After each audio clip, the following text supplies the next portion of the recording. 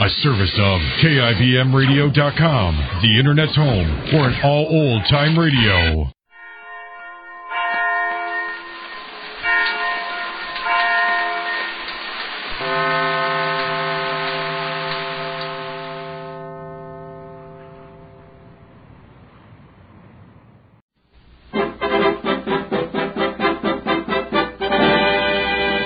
Jerry, at Fair Oaks.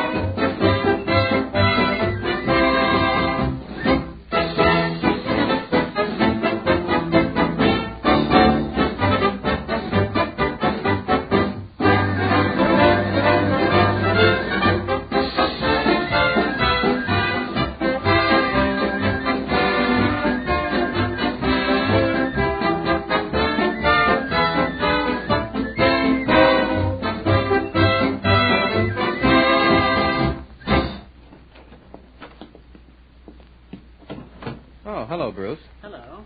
I see you've got your uniform. Yes, it's quite nice. Look, there are a few things I want to tell you before you're here at Fair Oaks any longer. Yes? You remember those two plebes you met yesterday, Dugan and Phillips? Why, yes. What did you think of them? What do you mean? Well, I mean just that. What did you think of them? I don't know quite how to answer that question, Mr. Morrison. If you mean did I like them, then I don't know. I'm not used to making snap judgments, you know. Mm-hmm. Well, look, you're new here. You're my roommate, so I wonder if you'd mind my giving a little advice. Well, certainly not. What sort of advice? Well, this Dugan kid is bad luck. I don't think I understand. I mean, he manages somehow or other to get people in trouble. I don't see how he can if the persons themselves aren't inclined that way. You don't get it, Bruce. He's just naturally poisoned. I do wish you'd tell me what you mean. Okay. Dugan got me into a lot of trouble. Now, don't tell anyone this, because I'd hate to look like a heel. Heel? You know what I mean. I don't want anybody to think that I'm repeating things. But if you're wise, you'll stay away from both Dugan and Phillips. I beg your pardon, Mr. Morrison, but I can choose my own friends or acquaintances. Okay, have it your own way. I was just trying to tip you off to something, that's all. I appreciate your interest, but I'd like to form my own judgments. Mm-hmm. Well, better hurry and get dressed. I shall. This Dugan kid was in a circus. Circus, really? Mm-hmm. Traveled with it.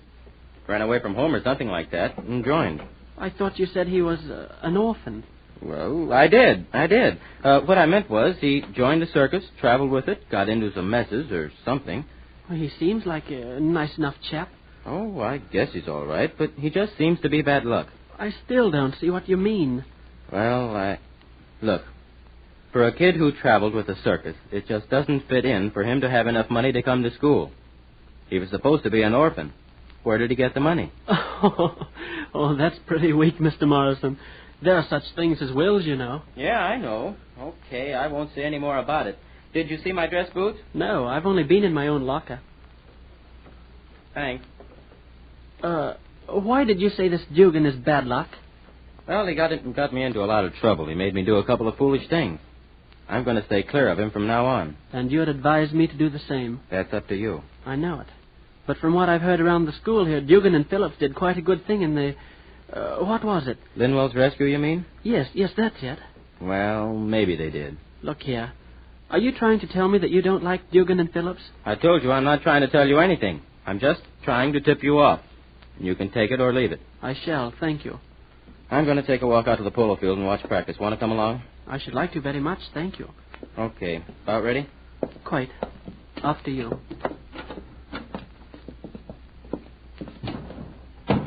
you ever do any riding, Bruce? Yes, in India. Much of it? Oh, quite a bit. Father played on the Darjeeling team, you know. Do they keep a large stable here? Oh, yeah. Dugan has his own horse. His own horse? I don't understand. Well, it was sent here to him from the circus. Really? But I understood that no cadet was allowed to have things like that. Well, maybe Dugan's an exception. I don't see how. Well, it was sent to him.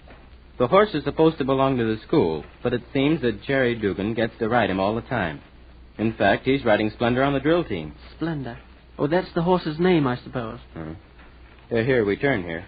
Oh, yes. But, Mr. Morrison, if the horse belongs to the school, as you say it's supposed to, why does Dugan have the first claim on him? Well, that's something you have to ask Dugan. Oh, here comes Phillips. Oh, yes. Hiya, Bruce. Hello, Red. Good afternoon. Hi, Lee. Going out to watch the practice? Yes, you came from there? Yeah, I got tired of standing out there alone, so I thought I'd walk in. Want to come back with us? Well, okay. Have anything to do for about an hour? All right. Looks like quite a nice field out here. Oh, I'll say it is. How's riding practice coming along, Lee? Swell. Splendor looks great in pivot position. Well, that's the horse, Mr. Morrison. Huh? Oh, yeah. There are the stables there. Oh, I see them. Did you tell Bruce about Splendor, Red? Yeah, just a little. Does the horse belong to Mr. Dugan? Say, they got the shells out on the lake. Mm-hmm. You ask if the horse belongs to Jerry, Bruce. Well, he does and he doesn't. Pardon? Well, the horse did belong to Jerry. Mr. Randall, he's Jerry's guardian and the man who owns the circus Jerry was with, sent Splendor here to Fair Oaks. But Major Davis thought it would be better if the horse were a gift to the school rather than to one particular cadet. Dugan was pretty sore about that. Huh? Say, there you can see Splendor from here. The white horse. Oh, is that Mr. Dugan up on him? Yeah, that's Jerry. But, Red, what do you mean Jerry was sore about it? Well, wasn't he? Well, yeah, but... Okay, forget about it. Was Mr. Dugan angry? Well, I guess so, but... They're taking the jumps now. Oh, yes, I see. We'll stand here by the sideboards. We can see better. Nice-looking ponies. Do you ride, Bruce? Oh, a little. I say, Dugan didn't handle that last jump very well. No, he didn't. Well, he's tired. They've been at it for a couple of hours now. He failed to allow enough rain for the jump. Yeah, I noticed that, too. He's going to try it again. Yes. The horse seems a little sluggish. Maybe he isn't being handled right. No, he wasn't on that last jump. Too bad. Oh, they're calling practice off now. Want to walk over and take a closer look at the horses, Bruce? I should like to. Particularly Splendor. We'll introduce you to Sergeant Alden, too. If you ride, he'd be glad to know. There may be a place on the polo team. Thank you. I should be glad to know him. Okay. You're going to get a chance, because here he comes. Well, Sergeant Alden. Yes, Lee? Will you come here a minute, please? All right. Sergeant Alden, I want you to meet Bruce Dow Campbell. He's a new cadet here at Fair Oaks, upperclassman. Oh, how are you, Campbell? Dow Campbell. The last name is Dow Campbell. Oh, I'm sorry. We hope you'll like it here at Fair Oaks. Everyone else does. I think I shall. Bruce rides, Sergeant Alden. Good. Did you ever play any polo, Bruce? Yes, a bit in India. That's a good enough recommendation. India was the birthplace of polo.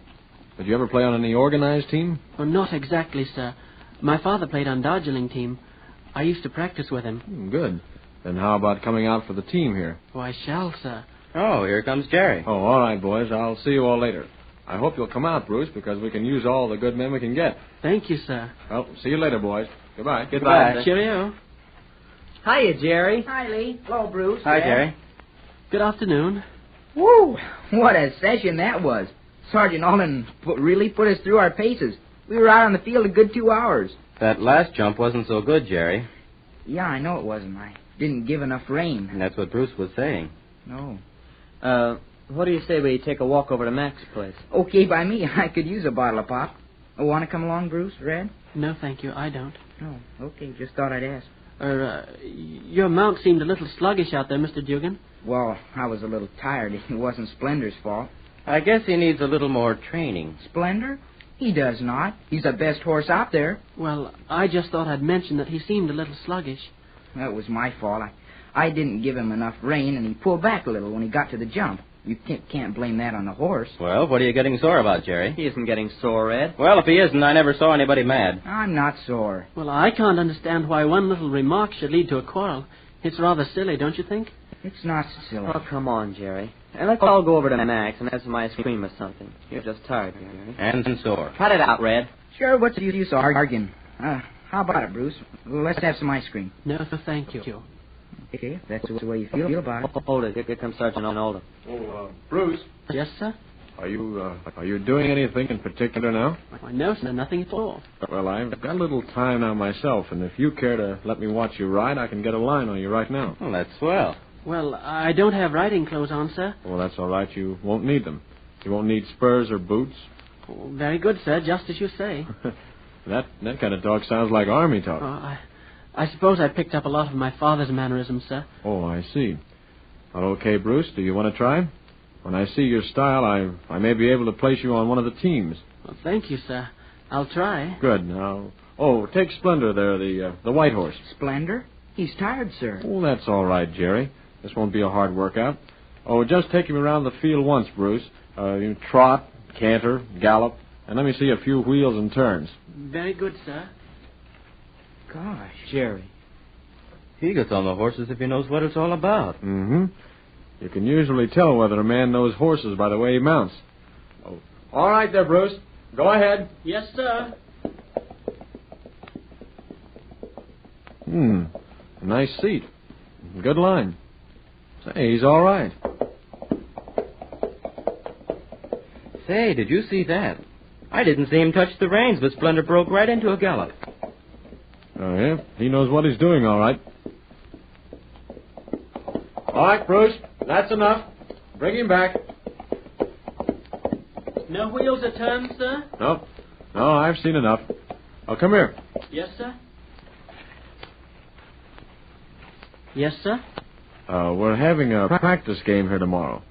Polo, I mean. And how would you like to play on one of the teams? Oh, I may be a bit rusty, sir, but I'll try. Well, that's all right.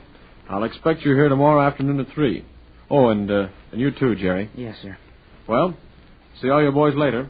Goodbye. Goodbye, sir. Cheerio. That was great, Blues. Splendor didn't seem sluggish when you were on him. Thank you. I told you it was me, not the horse. Then you should learn how to ride, Dugan. Well, after 2 hours, anyone would be tired. Oh, that all depends. Depends on what? Well, the rider. I mean to say that the rider has a lot to do with the horse becoming exhausted. Say, let's go over to Max.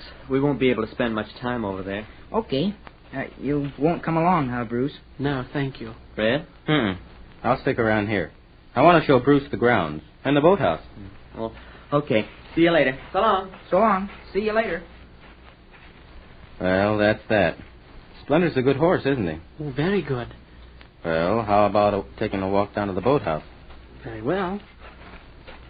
Mr. Morrison, Yeah? I should like to apologize to you. To me? What for? Well, to tell you the truth, when you were talking about Dugan in our room, I rather had the idea there might have been some motive on your part for trying to get me to dislike Dugan. What made you think that? Oh, just the way you spoke. Well, why the apology? I disbelieved what you were saying. Oh, well, you don't have to apologize for it. Yes, I think I do. Because right at this moment, I'm beginning to think you were right about Mr. Dugan.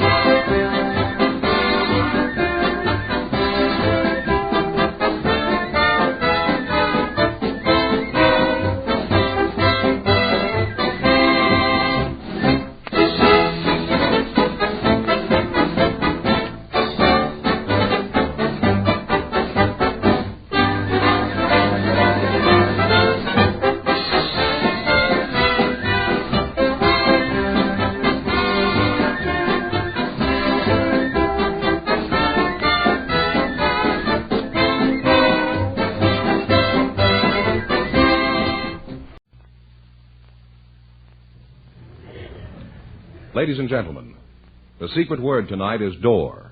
D-O-O-R. Really? You bet your life.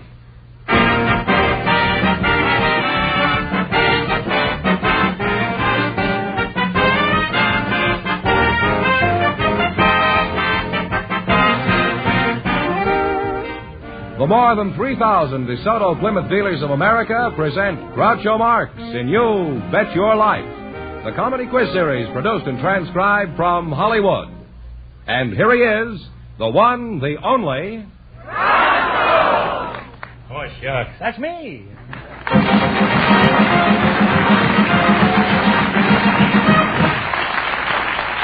Well, here I am again with $2,000. Who's first to try for the big money, Mr. Fenneman? Groucho, we invited some college football players and some foreign-born girls to the program tonight. And here come the two selected by our studio audience just before we went on the air. Miss Birgitta Juncker, Mr. Fred Snyder. Come on in here and meet Groucho Marx. Well, howdy doody, huh? Welcome, kids, for the DeSoto Plymouth dealer. Say the secret word and divide $100. It's a common word, something you find around the house. Miss Birgitta Juncker, is that right? That's right. Juncker or Junker? What kind of a name is that? That's a Danish name. Oh, Danish pastry, eh? I'll just call you Cookie, eh? Okay. How long have you been in the United States? Almost a year now. And how old are you? I'm 20. Do you have a job? No, I'm here as a visitor. Oh. Well, that's nice work if you can get it. How long have you been in this country, Fred? All my life. That's so. Where were you born? St. Louis, Missouri. Oh, I know the American consul there. How old are you, Fred? 21. 21, eh? And you're 20, eh? That's right. Hey, you might be able to do a little business here, eh? You play football? Is that That's what right. Football. Feetball or football? Football. Oh, football. The singular. Well, it is... The way some of them play, it is pretty singular. Where do you play? Loyola University. Loyola? Yes. Oh, are you in the Big Ten? No. Not Big the Six? No. Big Three? What's the Big Three? Britain, France, and the United States. Thought you had me, eh? I pulled a quarterback sneak on you. And a sneakier quarterback you'll go a long way to find. Well, if you aren't in the Big Three, what league are you in? Oh, well, we're not in any league. We make up our own schedule. We play the different teams around the country. Oh, like Russia, huh? You ad-lib the schedule, huh? That's it. What position do you play on the team other than horizontal? Offensive right end. Why do you play that position? Well, mainly because of my height and my weight. If I weigh a little more, I might play farther in the line, but... Is father in the line, too? Yes. Well, you wouldn't want to injure him, I don't think. Isn't he pretty old for football? No, when I was... How did he get on the team? He played basketball. Now, wait a minute. Half the team is playing basketball and half is playing football? I never heard of anything like that. And no wonder you don't have a regular schedule. Huh? They get all confused. They don't know who they're playing. Well, how is your father? Has he been hurt at all? No, Dad's fine. He's okay. Give him my love. Yeah, I will. And give her my love when next time you talk to her. Okay. Well, now, are you considered to be a pretty good player? Well, I guess pretty fair. I played first string now for 3 years. Now he's playing with a string. I should have said varsity. This kid has really lost his buttons. Huh? Do you play football in Denmark? Oh, no, that's to you. Do you play football in... No, we play soccer. You play soccer? Yeah. I haven't played for soccer many a time.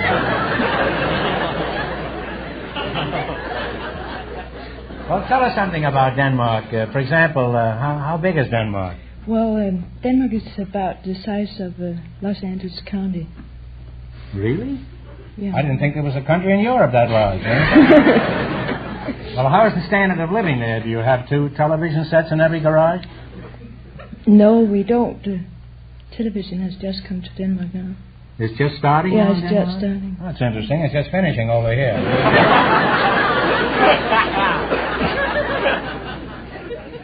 If you don't have television, Birgitte, is that... Birgitte. Bikita, huh? Yeah. Oh, you're Mexican, huh? Now, how do you get Bikita out of B-I-R-G-E-T-T-E? Biakita. It's very easy. Does your father play soccer on the same team as you?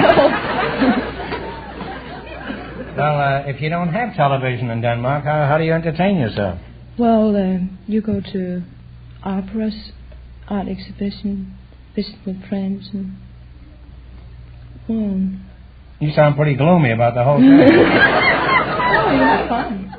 You do? It sounds very quiet. Don't you have anything cultural like roller derbies or lady wrestling? No, we don't. Now, Spaghetti, am I getting close? Pretty close, yeah. What did you say it was? Biakita. Oh, Bikiti. Mm-hmm. Biakiti, yeah? Can you say that? Is it Birgitta? Yeah. Birgitta. Mm-hmm. Pretty good. Yes, it's very good. Don't forget, you're a comparatively young man for it. I've always heard about the melancholy Dane, Birgitta. Is that true? Are Danes really sad and mournful? No, I don't think they are, really. Well, you haven't smiled much here tonight, Birgitta. Oh. Let's see a big smile. Just No, I can't right now. No? No. Would you say Danes have a good sense of humor? Yes, certainly. I do think they Could do. you give us a sample of a Danish joke? Just any old joke. I'd like to see how Danish jokes compare with ours. Can Let me see. Can you think of one? Yeah, there's one about the husband and the wife. I'll say there is.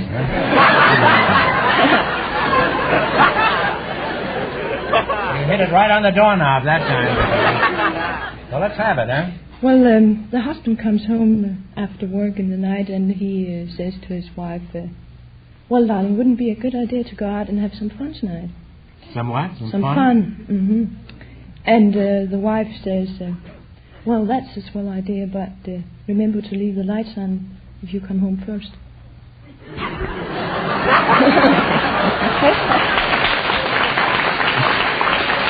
Congratulations.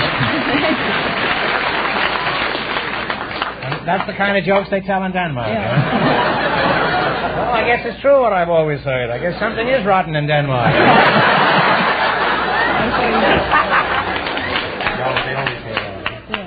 Well, it's been very nice talking to you two. You're a fine-looking young couple, and I hope something comes of this. In just 1 minute, you're going to play Bet Your Life for a chance at the $2,000 question. But right now, I want you to listen to some information of great importance. It's the car you've been waiting for. The car designed for you and your budget, too. Yes, it's the great new 1952 DeSoto. See it today at your DeSoto Plymouth dealers. Step into its big, roomy interior. Relax in its comfortable chair-high seats. Then drive the new DeSoto.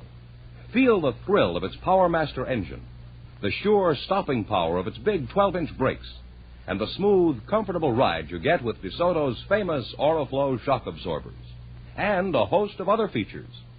You'll discover DeSoto is the car designed for you and your budget, too. See it today. The new, the exciting 1952 DeSoto. On display at your DeSoto Plymouth dealers. Have you seen? Did you ride? Did you drive a new DeSoto? Hurry up. Do it now. At your dealers today. It's designed for you and your budget too. It's the 1952 DeSoto. And remember, all dealers who sell DeSoto also sell Plymouth, the value jewel of the low-price field. Friends, go into your DeSoto Plymouth dealer tomorrow, and when you do, tell them Groucho sent you.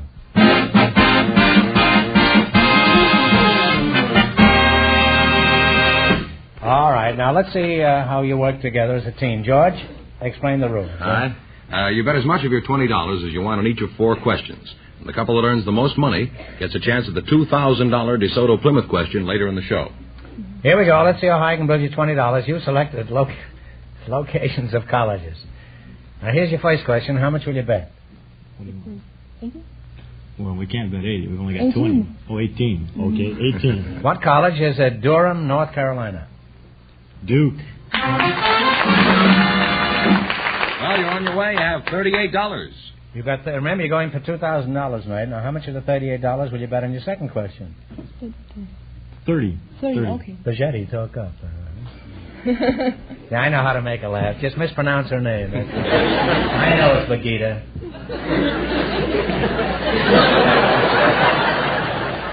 Isn't that in Central America? No, that's Bogota, I guess. What? All right. I used to play a Bogota there. Humphrey Bogota. What college is at Palo Alto? We don't have to talk that over. Stanford. Stanford is right, huh? You've now climbed to $68. You have $68. Now, how much are you going to bet of the 68? 60. Okay. 60. All right. What college is at New Haven, Con? I Yale. guess that's Connecticut, huh? Yale. Yale is right. You now have $128. Now, here's your last chance to beat the other couples. How much of the $128 are you going to risk? 125. Is that? Wait a minute. Is that all right with you? Okay. It's okay. Let's get. All right. What college is at Ann Arbor? Michigan. University of Michigan. And you wind up with with 200. Steady that, Hanneman. Steady that. And you wind up with $253. Well.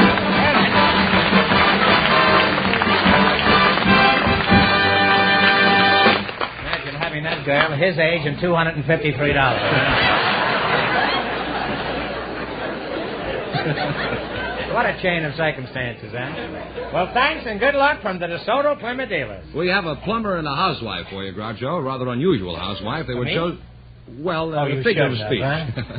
They were chosen from our audience just before we went on the air, and here they are: Mrs. Babette Millicent Edwards, Mr. Frank Moore. Meet Groucho Marx.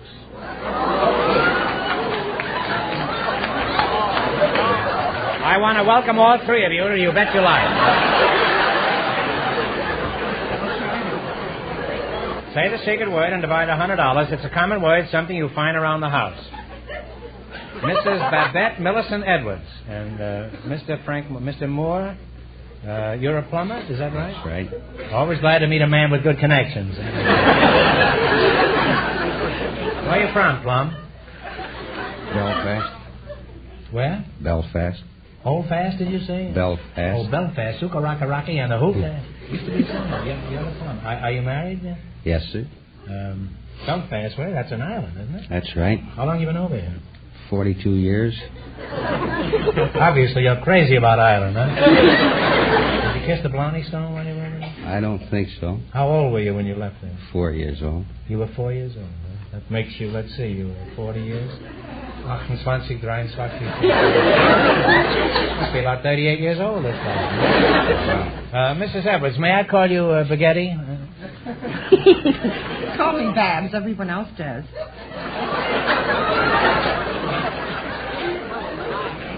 I'll call you Tiny, eh? I'll call you Babs. If everybody calls you Babs, I'm no fool. I'll call you Babs, too. Where are you from, Babs? Hohokus, New Jersey.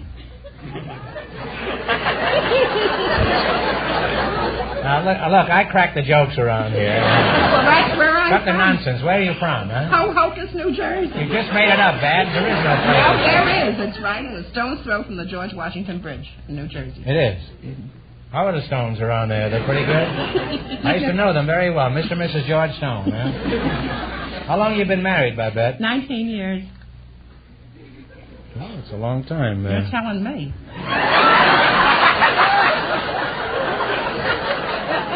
As a matter of fact, I wasn't. You were telling me. I don't be technical about it. What sort of work does your husband do? He's a disabled veteran of World War II. Oh, well, I'm sorry to hear that. Give him my best and Thank you very much. Wish him speedy recovery for all of us. I'm glad this came up because I have a note here. I've been wanting to read it. It's here someplace. Here. Now, this is... I'd like you to pay close attention to this. This is a statement by General Ridgway. He says, every American who has given blood can and should feel he personally has contributed directly to the saving of the life of an American boy.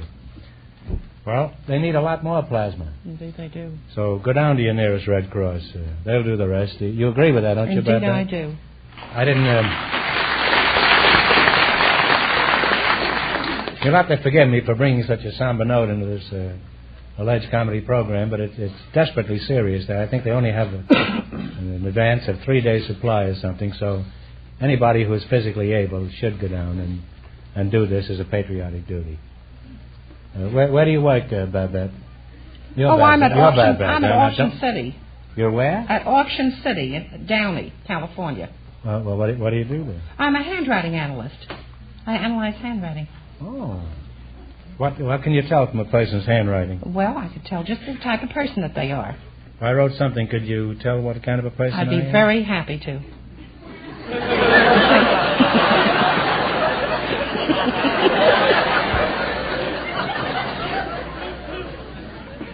You could tell what kind of a person I am? I can. Are you sure? Oh, yes. The way you cross your T's and the way you dot your I's is all an indication of your character, your personality, if you have any, shows up in your handwriting. Let's eliminate the gratuitous insults, huh? Well, you make a very interesting couple, huh? Now, you're going to play You Bet Your Life. You beat our other couples, and you'll get a chance at the $2,000 question. I can't tell you how much you have to win, but Mr. Fenneman, otherwise known as George, is going to remind our listeners. The Danish girl and the football player won $253. Here we go. Let's see how high I can build you $20. You selected spirituals as your category. Is that right? Yes. Here's your first question. How much Joshua fit the battle of Jericho? Jericho, Jericho, Joshua fit the battle. And the knee bone keeps the head bone. Here's your first question. How much would you bet? $19. $19. Is that all right with you? Yes. The bet? Jerry Fielding and his orchestra will play this spiritual, and you give me the title. Okay, Jerry.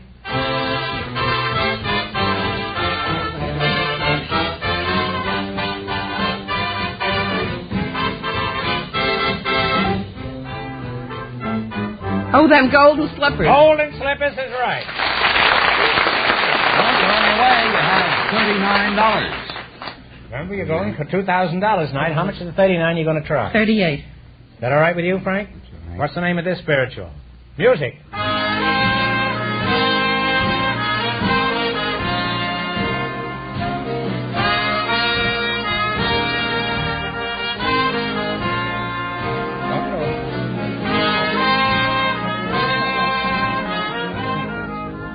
What is it? What do you decide on? Nobody knows the trouble I've seen. No, I'm sorry. Sometimes I feel like a motherless child. That's a pretty tough one. You now have $1. Oh, that's a shame. Oh, 50 cents.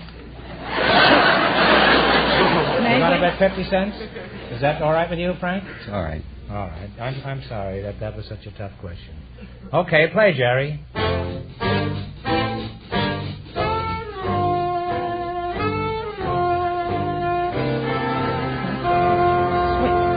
Sweet Chariot. Swing low, Sweet Chariot is right. $1.50. Now, how much are you going to bet now? $1.50. This is the last one. All right, give me the title of this spiritual. Nobody knows the trouble I'm in. Nobody knows the trouble I've been. That's right. You wind up with $3, but... We cannot let these people go away with $3. It's ridiculous. Even if we paid them by the pound, we'd owe them more than that. We're going to give you one more question. Answer it correctly, and we're going to give you $10. Think hard now, and please no help from the audience. Ready? Mexico City is the capital of what country? Mexico. Mexico is right.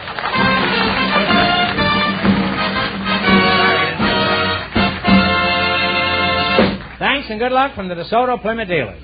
We asked for volunteers with interesting backgrounds, Groucho, and Miss Lucille Will and Mr. Harold Huggins were chosen just before we went on the air. And here they are. Folks, come in here and meet Groucho Marx. Welcome for the DeSoto Plymouth dealers. Say the secret word and win $100. It's a common word, something you find around the house. Miss Lucille Will and Mr. Harold Huggins. Are you married, Mr. Huggins? I'm a widower. You're a very handsome fellow, Mr. Huggins. Would you mind telling us your age? I've just passed 60. Really? 60? Remember the speed limit in California is 55. So don't go over 80. Well, you don't look like 60. You look like about 46, 47. Very healthy-looking fellow. Mrs. Will, may I call you Lucille? Oh, surely, but it's Miss Will. Oh, I'm sorry. You're sorry.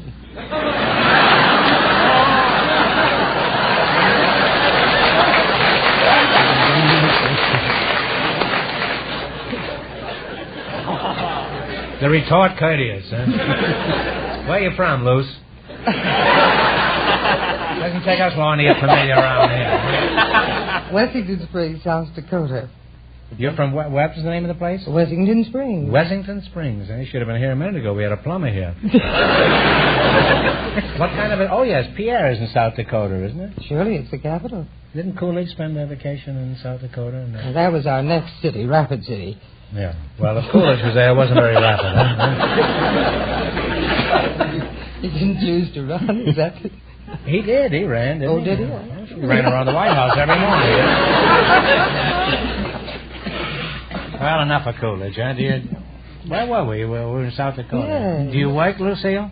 Yes, I'm a teacher. No, I don't mean do you work, Lucille. I mean do you work? Yes. What do you do? Public speaking teacher at Inglewood High School. Oh, you're a teacher at Inglewood High, huh? Well, you're high enough to be in high school, huh? How long have you been teaching? 27 years. Well, that's a wonderful record, and I congratulate you.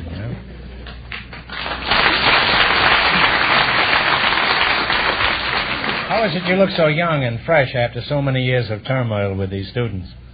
Well, perhaps there isn't so much turmoil. After all, I'm bigger than they are, and it is quite enjoyable and fascinating. Oh, I imagine it's extremely interesting, but rather trying at times, isn't it?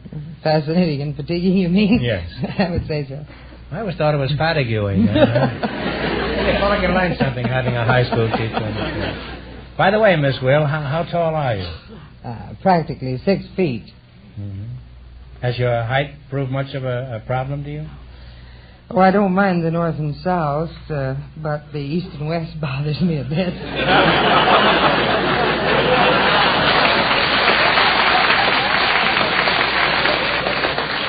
I guess she's referring to the girth of a nation.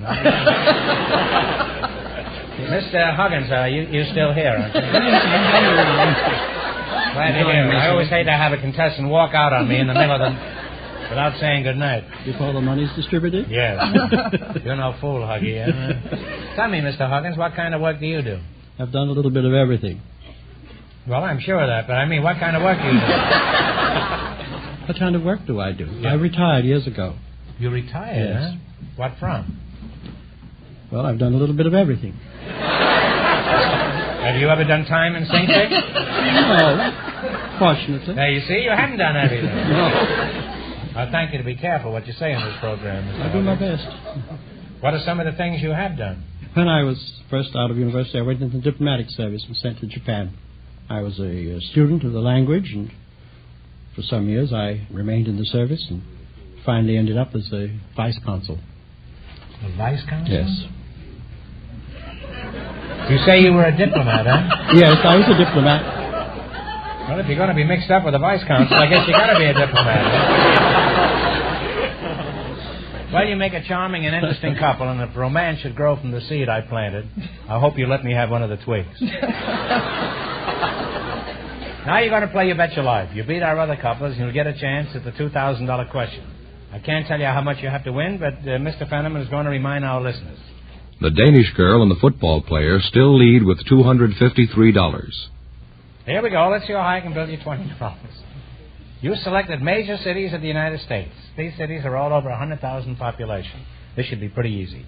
Now, here's your first question. How much will you bet? You have $20. Or you have $20. 20. $20. Well, you speak foreign languages, too, huh? He understood it right away. I said $20, and he knew what I was talking about. Wonderful pronunciation. Now, here's your first question. You're going to bet the whole 20? I believe the gentleman says so. Don't you? The whole thing. All right. Now, I don't want to influence you, but if you lose this, the whole thing is over, you know. Don't you think you ought to keep a little something for a nest egg? All right, $20. And what state is the city of Evansville? Illinois. Talk it over. Oh, I quite agree. I'm sorry, it's Indiana.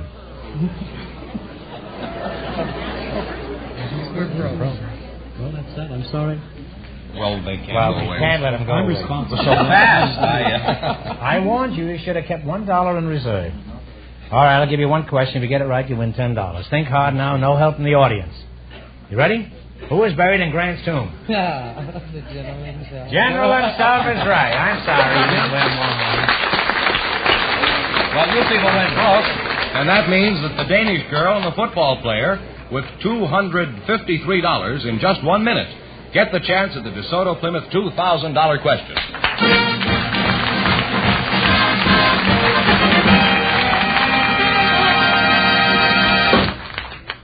You know, this time of year, you can find some really great values in used cars.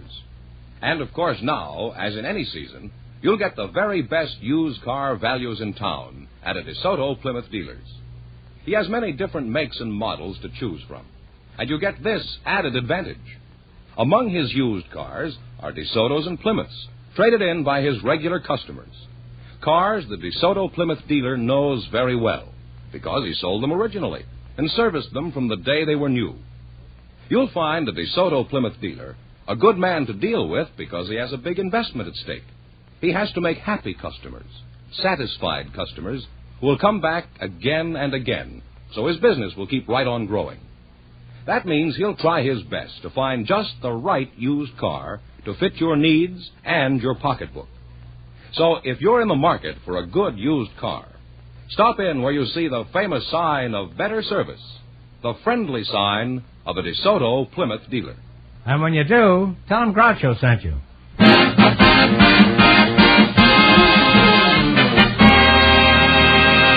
Well, here's the Danish girl and the football player, the winning couple, all set for the DeSoto Plymouth $2,000 question, Groucho. Right in here. Well, here they are. Here are the kids again. If you win all this money, you can get your father off that team. Oh, you can buy a lot of pastry for this, Bagooty. I know it's spaghetti. Is that right? Yeah, that's right. Here we go for $2,000. I'll give you 15 seconds to decide on a single answer between you. Think carefully and please no help from the audience. Here it is. Ready? The nation's capital is pictured on the back of only one denomination of United States currency. For $2,000, tell me, on what bill is the capital pictured? Walk it over. You don't know? Take a guess.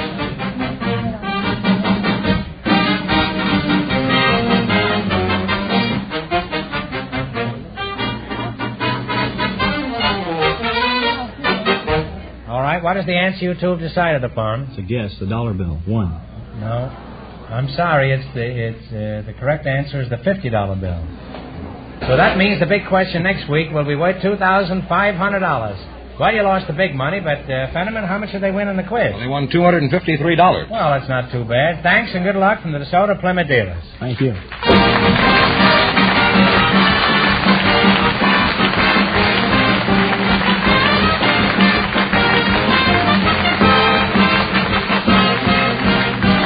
Be sure to tune in again next Wednesday night at the same time for the Groucho Marx Show, when the big question will be worth $2,500. And don't miss Groucho's television show, also presented by the DeSoto Plymouth Dealers of America.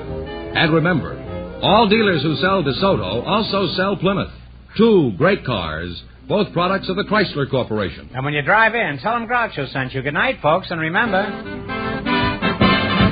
See the 1952 DeSoto.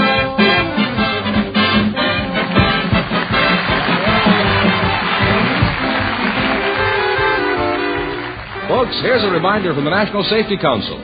Good drivers don't brag about their ability to get out of tight spots. They stay out of them. You Bet Your Life, transcribed from Hollywood, is produced by John Goodell, directed by Robert Dwan and Bernie Smith. Music by Jerry Fielding. This is George Fenneman signing off for the more than 3,000 DeSoto Plymouth dealers from coast to coast.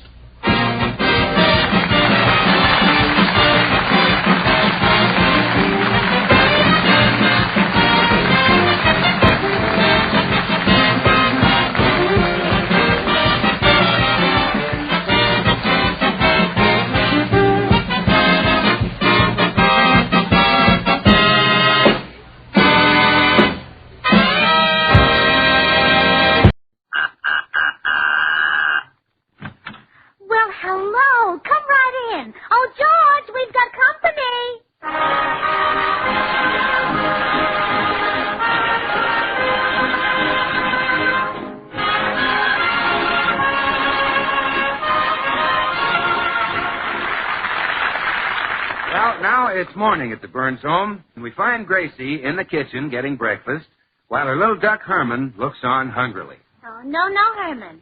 I know the bacon smells good, but you can't have any. No, I'm sorry, darling. The bacon is rationed, and ducks don't get ration books. Oh, Herman! That's not a nice thing to call the OPA. Now, don't get under my feet. I want to empty this hot grease in that tin can so I can take it down to the butcher. What for? Well, because the government needs it to make bombs and bullets. Just think. This bacon grease might make the bullet that gets Hitler. Yes, really. I hope so, too. And if everyone saves every bit of waste kitchen fat and turns it over to their butcher, we'll have enough ammunition to make the Axis surrender. Oh, Herman, please, not so loud. We mustn't disturb Daddy George. I want him to be in the best of humor when he comes down to breakfast. You see, next Sunday is Easter, and Mama needs a new outfit. So when George comes down, we must be real nice to him. First, we'll greet him with a big hug and kiss. Herman, now you stop that. George happens to be very kissable. I'm sure he's even more kissable than Charles Boyer. Now, you stop laughing. I mean it. Really, he is. Now, stop.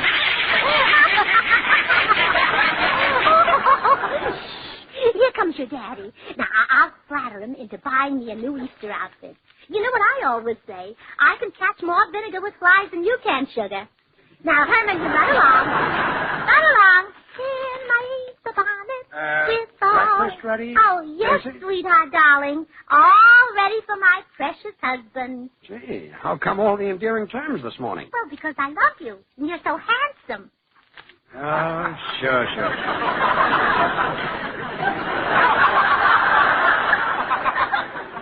Sit down and let's eat. Oh, no, dear. You eat and I'll wait on you. After all, you're the master and I'm your slave.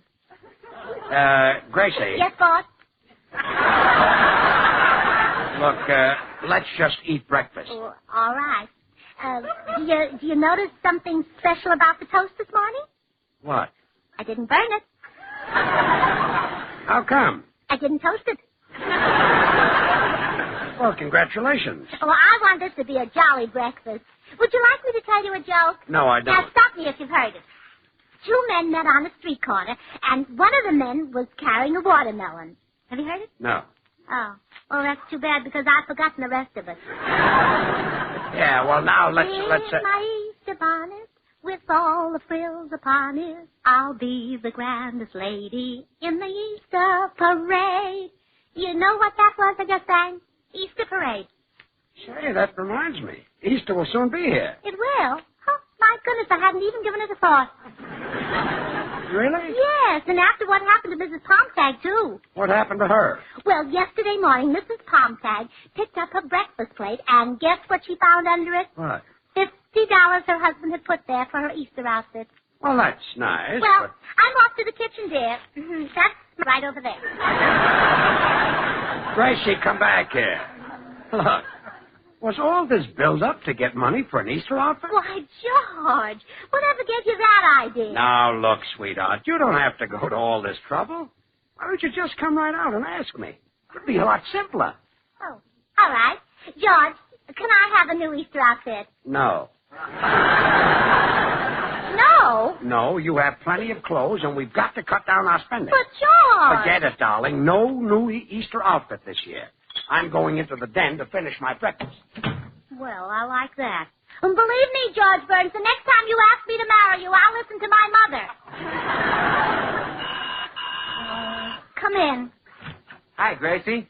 Hello, Bill. Well, gee, why all the gloom? Who are you mad at? Men. Oh, for a minute I thought it might concern George.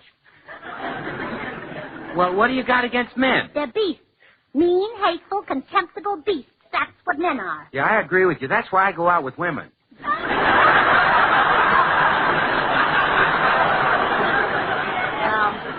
George is the biggest beast of them all. He won't give me the money for a new Easter outfit. Bill, Oh, why don't you go in and see if you can get George to give me the $50? Well, Gracie, I make it a rule never to interfere between husband and wife. Oh, all right, Bill. You don't want to help me. I won't hold it against you. I'll still use Swan soap because I think it's the best soap made, and it gives so much suds. Oh, gee, yes, Gracie. Swan is actually 4 soaps in one. The soap for your hands and face, the soap for bathing the baby, for your dishes, and for your light laundry. 4 swell soaps in one. Yeah, I know. It's just too bad that some people can't be as nice as the soap they sell, that's all. Well, Gracie, I'd like to help you. No, I don't want you to help me. There's no hard feelings. I'll still use Swan to wash out my nice things and for washing the dishes, because Swan is so mild it helps keep my hands soft and lovely, and it gives so much suds. Gee, Gracie, what you just said was beautiful. Maybe I can go in and talk to George. Oh, no, Bill, it's all right. Gracie, you've got to let me talk to George. He doesn't appreciate a wife who knows that Swan is her best wartime buy because it's 4 swell soaps in one. A toilet soap, a baby soap, and a soap for dishes and light laundry. Where is he? Oh, no, Bill, I wouldn't have you talk to George for anything in the world. You'll find him in the library. Oh, hello, Bill. Well, shame on you for not letting Gracie have an Easter outfit when it gives so much suds.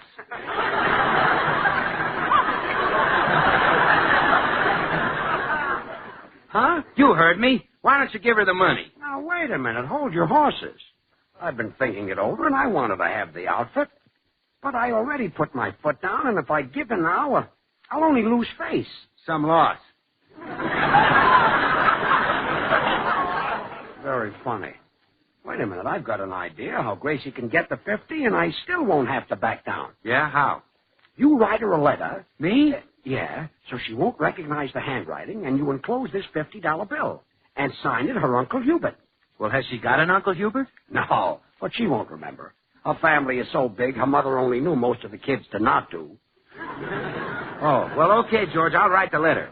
And I'm glad you're letting Gracie have the money. A fellow with your talent should be generous. Well, thanks. After all, you have one of the greatest talents in radio. I have? Yeah, and she deserves an Easter outfit.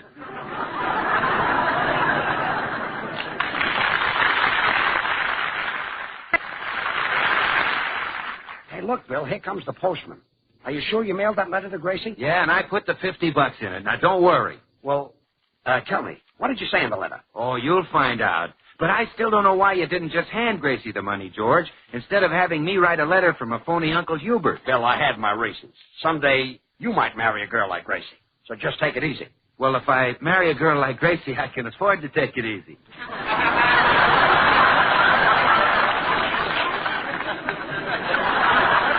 You're a very hilarious fellow, Bill. Oh, Gracie! Oh, yes, dear. Did you change your mind about the money? No, I just want you to answer the door. Oh, all right. I'll be your servant. I'll do all the work and get no money. Oh. Good afternoon, Mrs. Burns. Hello, Mr. Postman. Oh, I'm so thrilled and excited I can hardly talk. Guess what? What? I got a new muscle. No. Yes, ma'am. I found it on my arm this morning, poking its little head out from between 2 of my old ones. Well, that's nice. You know, I've got so many muscles that I feel guilty every time I get a new one. Seems like I'm the only man in the world who has a C card for muscles. Yes, I guess so. Mrs. Burns, you don't seem to be your usual cheerful self today.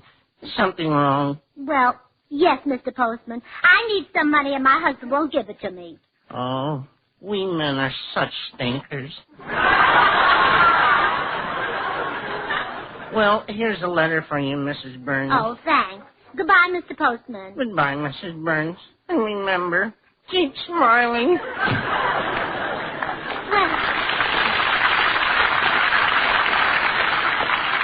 I wonder what this is. Oh, my goodness. Oh, George, Bill, look. What? What is it? Our letter with $50 in it. Well, now who in the world could that be from? Oh, what a ham. Oh. Gracie, what does it say? Well, it says, Dear Gracie, I'll bet you're surprised to hear from your old Uncle Hubert. Well, imagine that, Uncle Hubert. Well, read on. I heard that you got married to a man named Burns some time ago. Your mother tells me that he isn't the brightest man in the world, but she does admit that he's one of the ugliest.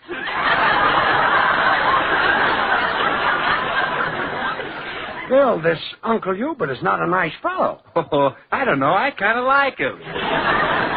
Go ahead, Gracie. Your mother also told me that your husband's fingers are completely covered with eagle feathers from squeezing every quarter he gets his hands on. Bill, this Uncle Hubert is going to get a punch in the nose. Well, why tell me, George? Tell Uncle Hubert. Well, what else does he say, Gracie? Therefore, my dear niece, I'm enclosing this $50, which you may spend in any way you see fit. Signed, your loving Uncle Hubert. Well, isn't that wonderful? Yeah. Now, Bill, I'd like to speak to you. Oh, later, George. Goodbye. Bill! Well, how do you like that, George Burns? You can be a mean old miser. My Uncle Hubert will take care of me. He's always been my favorite uncle. Oh, so you know Uncle Hubert? Oh, certainly. He's married to my aunt. They live in a big house in every summer he spends his vacation and his name is Hubert. You must be quite a character. Oh, yes, and he's worth oodles of money. Why, he could buy and sell you. Well, maybe he couldn't sell you, but he could try. Oh, fine. My Uncle Hubert's a millionaire. That's what he is. Probably a billionaire. He's got hundreds of dollars. Look, Gracie. Well, George, if you'll excuse me, I'll get dressed and go shopping.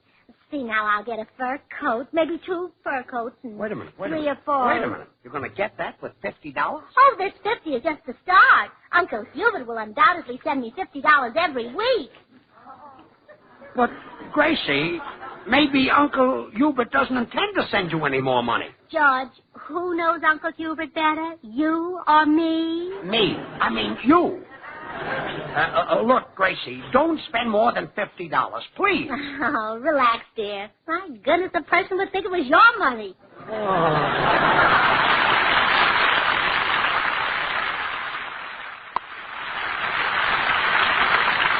Well, that phony Uncle Hubert that George dreamed up really backfired on him. However, he knows a certain broken-down actor who hangs around the corner pool room, so we find him at the pool room now trying to make a deal with the fellow. Now, look, my good friend, I have a proposition for you. You were an actor, weren't you? Well, an actor. My good man, I am an actor. I merely happen to be between engagements at the moment. When was your last engagement? Not quite 14 years ago. Well, here's my proposition. I am not interested. Begone, oaf. Time flies by on wings of light, and I wouldst a little snooker play. Well, I thought that What care I for the thoughts of fools? Well, okay. I thought you might like to make a little money. Money? Sit down, my charming friend. Sit down. Sit down. Hang up the cue, Joe. Now, here's what I want you to do. Go to my wife and pretend that you're her Uncle Hubert. Oh, you haven't anything in the juvenile league, huh?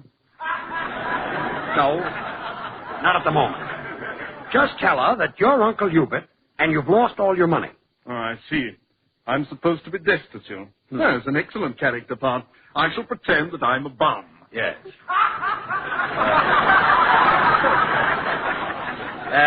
Try to make it believable. Now, have you got it straight? Oh, naturally. I enter left, a brave, pitiful figure in tatters, but chin up. I take her hands in mine. My dear, I say, I am your Uncle Hubert, and I've lost all my money. Fine, fine. And what will she say? Oh, she'll probably say, oh, really? She hasn't much of a part, has she? Look, she isn't acting, you are. Oh, you may depend upon me, sir. Now then, shall we discuss the financial terms of this little deal? Naturally, you realize my services do not come cheaply. Naturally. I'll give you $2. $2? Do you think that I would give my great histrionic talents for such a miserable pittance? Do you think that I, who trod the boards with Sir Henry Irving, would lower myself to such depth for a paltry $2? Okay, 2.5. It's a deal. Well, fine. Here's the address. Now get going. The house is right down the There street. you are, George. Well, who's your friend? I, sir, am a famous Shakespearean actor. Oh, why, sure. You're Mr. Oh, gee, I'll never forget the night you opened in Hamlet. What a thrill. Thank you. Get going, fella. Get going. Why, you know that theater was so jammed I had to stand in line for 2 hours? But it was worth it, wasn't it? Oh, yeah. Worth it? Well, I'll say it was. When I finally got into that washroom, there was Swan, the new white clothing store. Bill, let the man go. Gracie will spend the money. Just a moment, Mr. Burns, my dear character. Do you mean to infer that the brand of soap in the washroom is a greater attraction than I? Well, how many roles did you play? 3. I was a messenger, a spear carrier, and an offstage mumble. Oh, well, there you are. Swan Soap plays 4 roles. It's 4 soaps in one. It's the soap for dishes, for light laundry, for bathing the baby, and it's the soap for your hands and face. You see, 4 great soaps in one. Bill, for heaven's sake, let the man Well, go. comparing me to a soap, I was sensational. I received a tremendous hand. Well, tremendous hands are important, but let's not forget that little hands deserve attention, too. What is more precious than a little baby? Oh. Yes, sir. That's why you should bathe that baby with Swan. Swan's extra mildness is just what the doctor ordered. And say that same extra mildness makes Swan great for anybody's complexion, anybody's tub or shower. Remember, Swan is purer than finest Castile. Well, Look, Shakespeare. Do you want to earn the $250 or don't you? Oh, I do. Well, then get going. Do your stuff. Never fear. I'll give a performance that will break her heart in 2. Oh, I forgot to tell you, Swan breaks in 2, too. So you can use 1/2 for dishes and laundry. Out, both of you, out.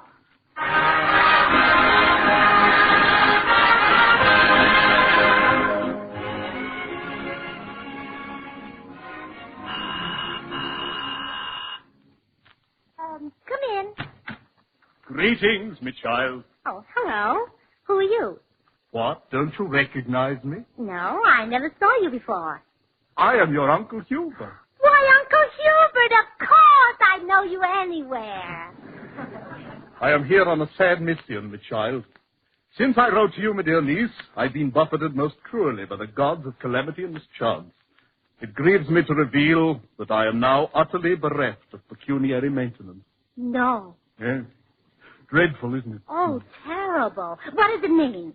I am broke. Oh, my goodness. Imagine going through all that just to lose money. Naturally, I will be unable to send you any more. Oh, naturally. Well, you shouldn't even have sent me this $50. Oh, is that the 50 I sent you? Why, yes. Ah, beautiful, isn't it? Beautiful. So green, so crisp, so folding. And I so destitute. Well, here, Uncle Hubert, you take it back. Oh, no, I couldn't think of Oh, it. please take it. Oh, no, really, I shouldn't. Well, if you don't think you should. Give it to me. Oh! Well, I must be on my way now. Oh, no, well. wait a minute, Uncle Hubert. You know I'm an expert on our family history, but I just can't seem to place you. Oh, it really doesn't matter. Oh, no, wait, I'm sure I can trace you down. But really, my dear... No, don't tell me. I'd rather figure this out for myself. Now, let's see. The first Avalon came to America in 1683. His name was Jonathan, and he married Charity Barebones, the well digger. You're starting in 1683. Yes, I want to be accurate.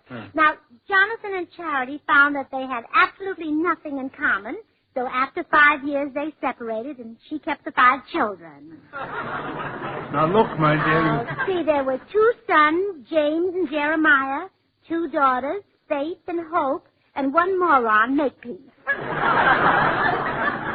Do you realize that this may take hours, even days? Oh, I don't mind. Now, first we'll take James.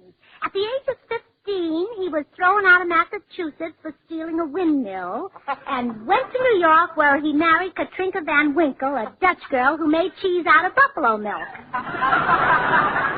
Please, I say for... Oh, no, wait. Isn't that your husband coming up the walk? Where? Oh, yes. Egad, I'm undone. You are. I hope it's only your shoelaces. I'll just slip out the back way. Goodbye. Well, poor Uncle Hubert. I guess he was ashamed to let George see him in his shabby clothes. Hello, dear. Anybody been here while I was gone? Yes, my Uncle Hubert, and guess what? He's lost all his money. Well, isn't that a shame? Yes. So naturally, I gave him back his $50. You gave him the $50? Well, it was his money, wasn't it? Oh, Yes, but what about your Easter outfit? Well, I'll do without a new outfit, George. I'll just wear the one I bought yesterday.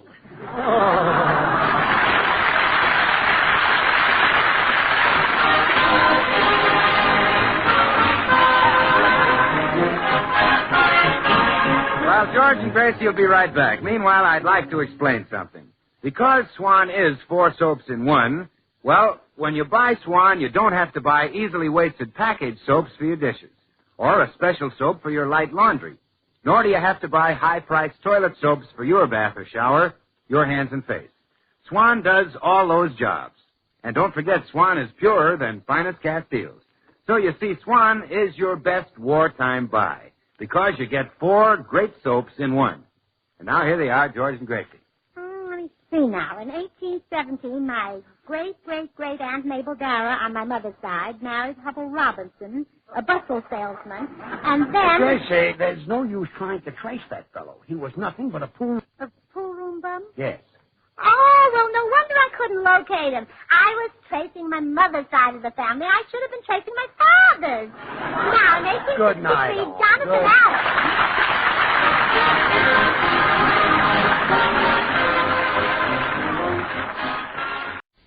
The Amos and Andy Show. A full half hour of entertainment with... I'm Gabby Gibson. Yes, I'm Gabby Gibson. This is Sapphires Stevens, and I want you to meet my sister from down south. Hello. Rod Gluskin and his orchestra. And those famous... Delta Rhythm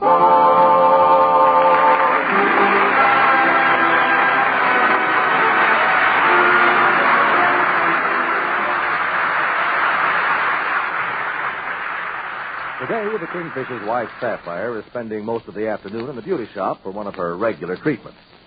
And finding herself short of money, she has phoned the Kingfish to come over immediately with the cash.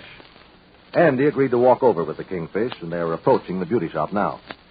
I've always wanted to see what goes on inside of one of these places, Kingfish. Oh, yeah, you can go in. Is this the beauty shop right here, this Mamie Laverne? And don't say Mamie. Look at the sign there. M-M-E. That spells It's the abbreviation for the French word Monsieur. That's what it is. Well, let's get on in there. Yeah, Sapphire ought to be ready to leave the place for now. Good afternoon, gentlemen. Hello, Miss. I, Mr. George Stevens. I come here from away. Her name is Mrs. George Stevens. Oh, yes. Mrs. Sapphire Stevens, I believe. Now, let me look at my book and see what project she is. Miss Sapphire Stevens. Let me see. Is she the facial massage and coiffure or manicure, shampoo, and eyebrow pluck? No, I think she's the wrinkle smooth, chin tighten, and general overhauling. Oh, yes, I believe she's almost ready. She's just getting a little touch up now. Touch up? Yes, just touching up near the roots of her gray hair. Oh, my wife ain't got no gray hair. Oh, come, Mr. Stevens. Oh, well. Yeah, what do you think she had on the roots of her hair, Kingfish? Powder? Will you wait out here and I'll go back and see if she's ready? Yeah, thank you very much. Say, Andy, look back there. See that door open there? Yeah. There's a woman getting a finger wave. Yeah, I wonder what a woman wants with wavy fingers. Hey, look at that booth over there, Andy. Look at that. Yeah. There's a woman sitting there with a bucket on top of her head. That's an electric dryer, son. Oh, looks awful on her. Better looking in some of the new hats they got, I know that. Hey, look here. There's a door that's open a little, but you can't see nothing. I tell you what, let's do. Let's tiptoe down there near it. Maybe we can hear some gossip. Yeah. Come on. Quiet now, Andy.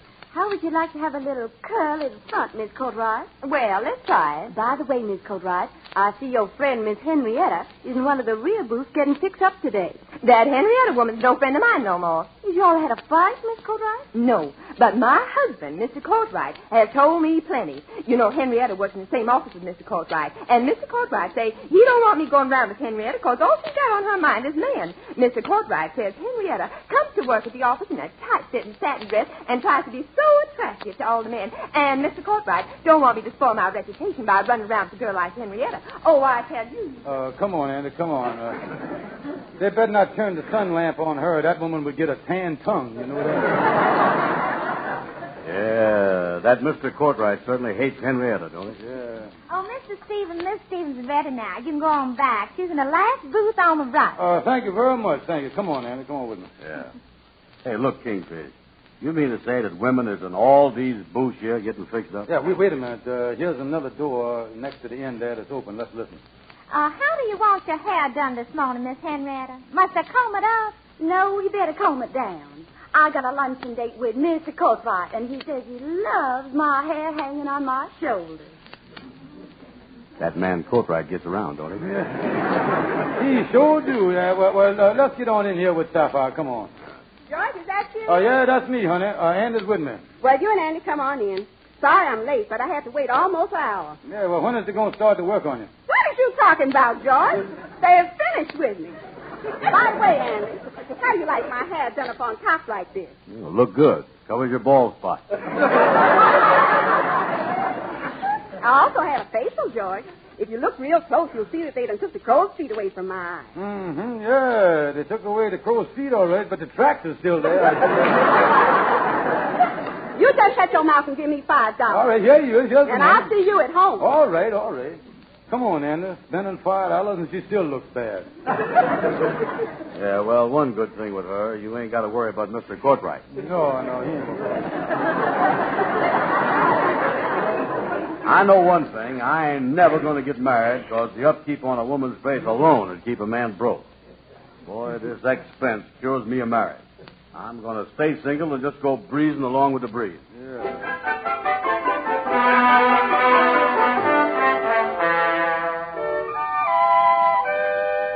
Is you comfortable in that chair, George?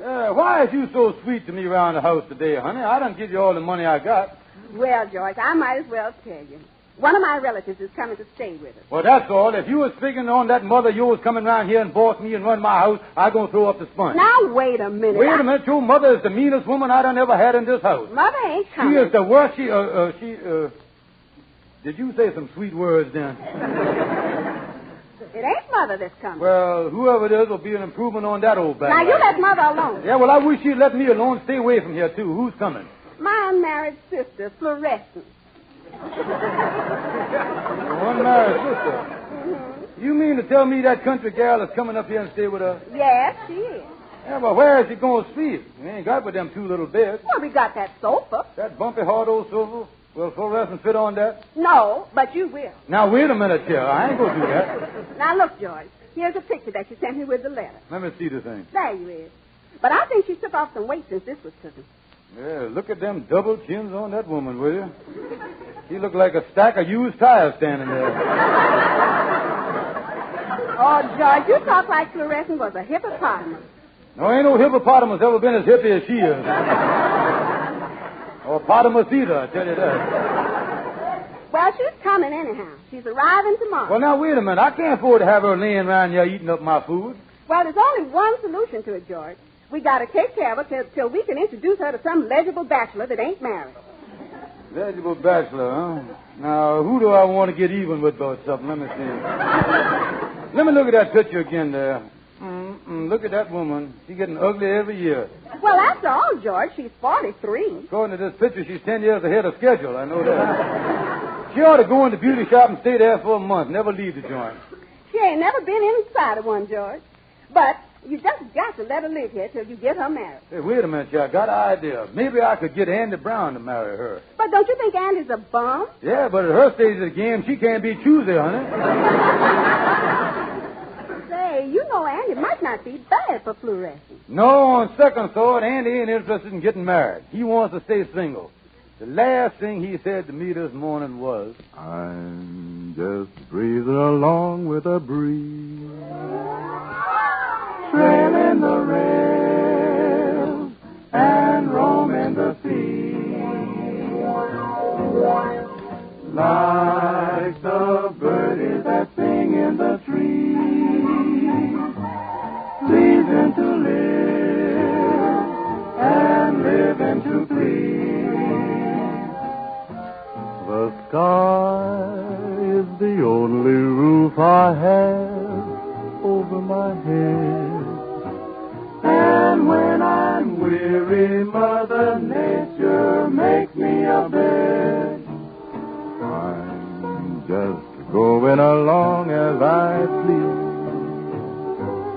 breathing along with the breeze.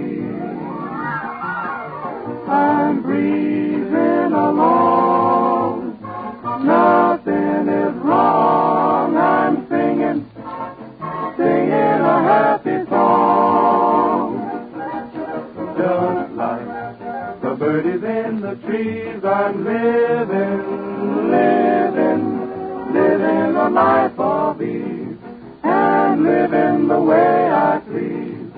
The sky is the only roof that's over my head. When I'm weary and dreary, Mother Nature makes me a bed. I'm going along as I please, breathing along with the breeze so at ease, breathing along with the breeze.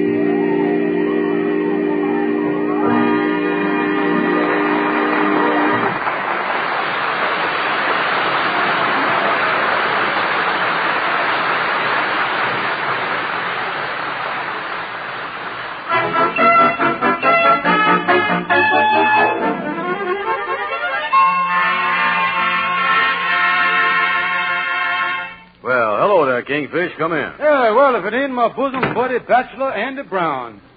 Tell me all your troubles. I know how it is when a man's got worries and he ain't got no wife to comfort him and talk over the troubles with him. Wait a minute. I ain't got no worries, Kingfish.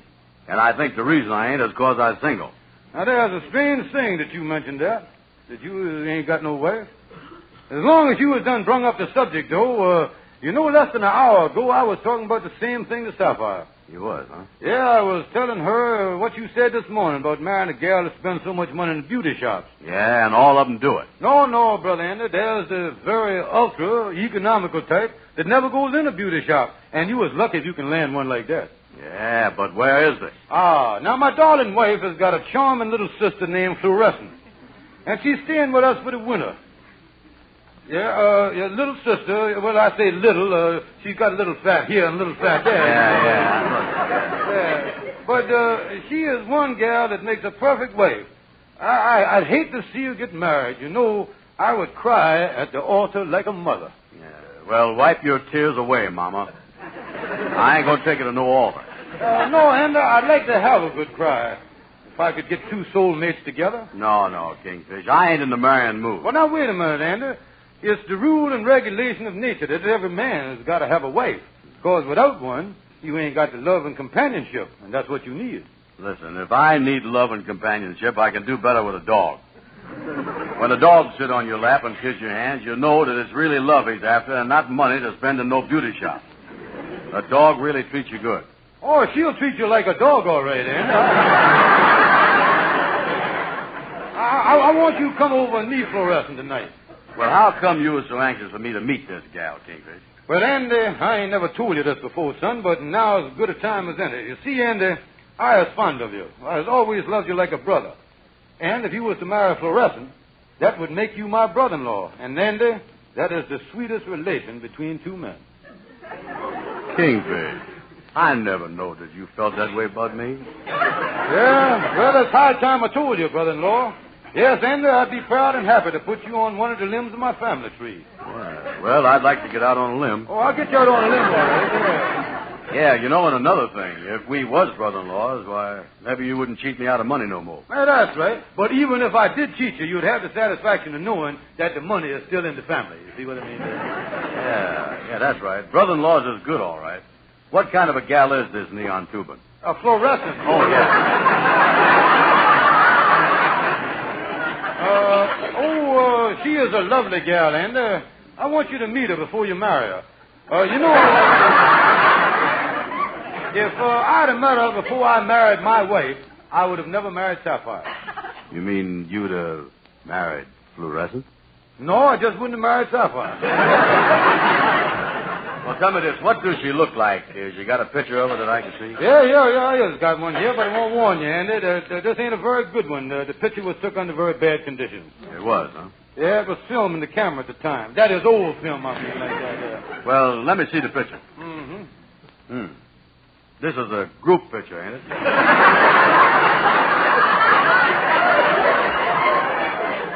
No, that group is all her. That's all. No, Kingfish.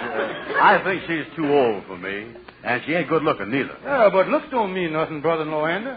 After all, beauty's only skin deep. Yeah, well, she got a lot of skin on her there. She's loaded with skin. Oh, yeah, she sure is a big woman. Yeah, well, now, that's the beauty part of it, her being big. Most men marry skinny little gals, work their heads off making money to fatten them up so they'll look like a wife. But you was getting a gal that's already been pre-fattened. You see what I mean? Yeah, well, I'd like to meet her. What time could I come to see her? Well, we's having supper around 7 o'clock. Yeah, how about me getting there at 6:30? No, make it around 8:30. You see, Floresca just come from the country, and she ain't used to strangers yet. You can come to supper some other night after she done learned to eat with a knife and fork.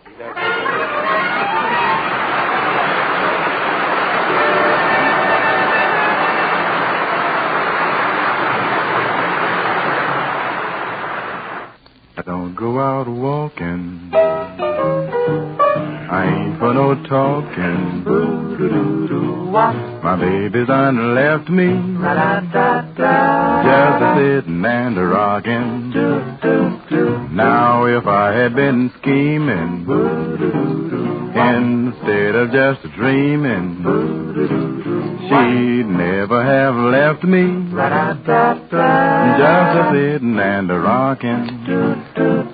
Now sitting all day without holding my baby, I'm such a lonely papa. If she don't hurry and come back, I'm a cinch to blow my topper. Now if I don't find her, I hope you remind her that I'm staying where she left me. Just a sitting and a rocking all day. Never go out walking. You never hear me talking. And I guess I'll never be the same, baby, till you return. Please act right and give me a call. And some night we will have a ball. You were meant for me, so baby, won't you please come home? Now if I don't find her, I hope you remind her that I'm staying where she left me. Just a sitting and a rocking all day. I sit and rock and rock and rock and rock. Just a sitting and a rocking. Oh, the day.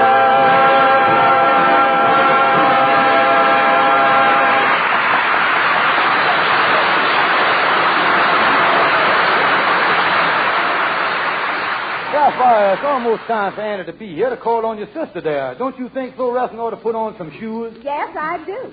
Oh, I got to put them on. These shoes of yours, brother-in-law, are too tight for my feet. They hurt me so I can't stand them. Squeeze into them, honey. Yeah, when you get acquainted with Mr. Brown, why, you can try them off again. Do that. All right, Brother George. Maybe you ought to sprinkle some of my perfume in your hair, honey. Well, Sapphire, won't that be overdoing it? I done already dabbed behind my ears with vanilla extract. Vanilla extract. You two get Billin' and cooing, he's going to think he's making love to an angel food cake, you know that. Oh, I'm so excited about this. This is the first time I've talked to a man since Zeke Smith talked to me back in the country. Well, I didn't know you had a date with Zeke Smith. Well, it wasn't exactly no date. He was across the field one day calling the hogs, and when they came to him, I walked up with him.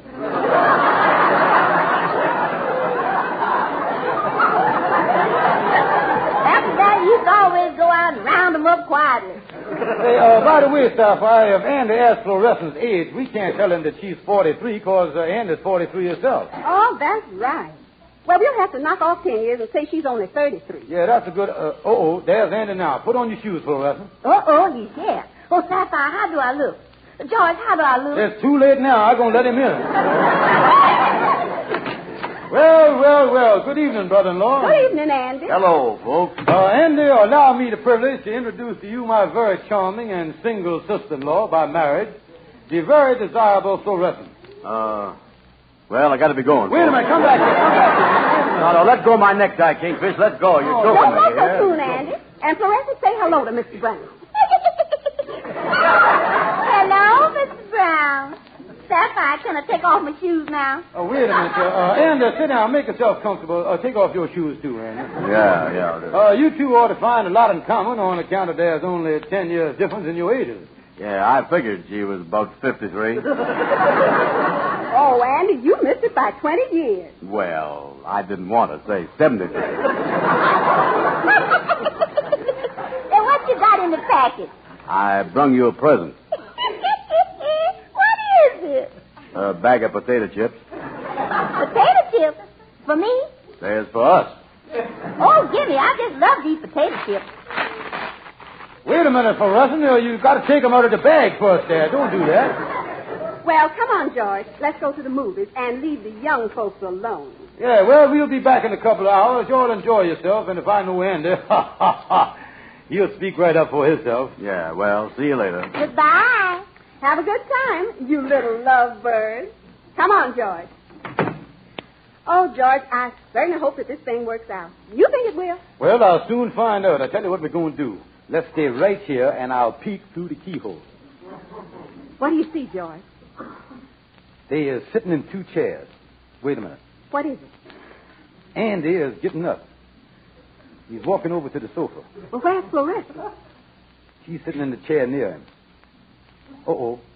Andy is dimming the light by the sofa. Oh, that's great. It's working. Hot dog. Now he's sitting on the sofa. Really? How about Floresca? Well, she ain't moved yet. Uh-oh. What's happened? Andy laid down to take a nap.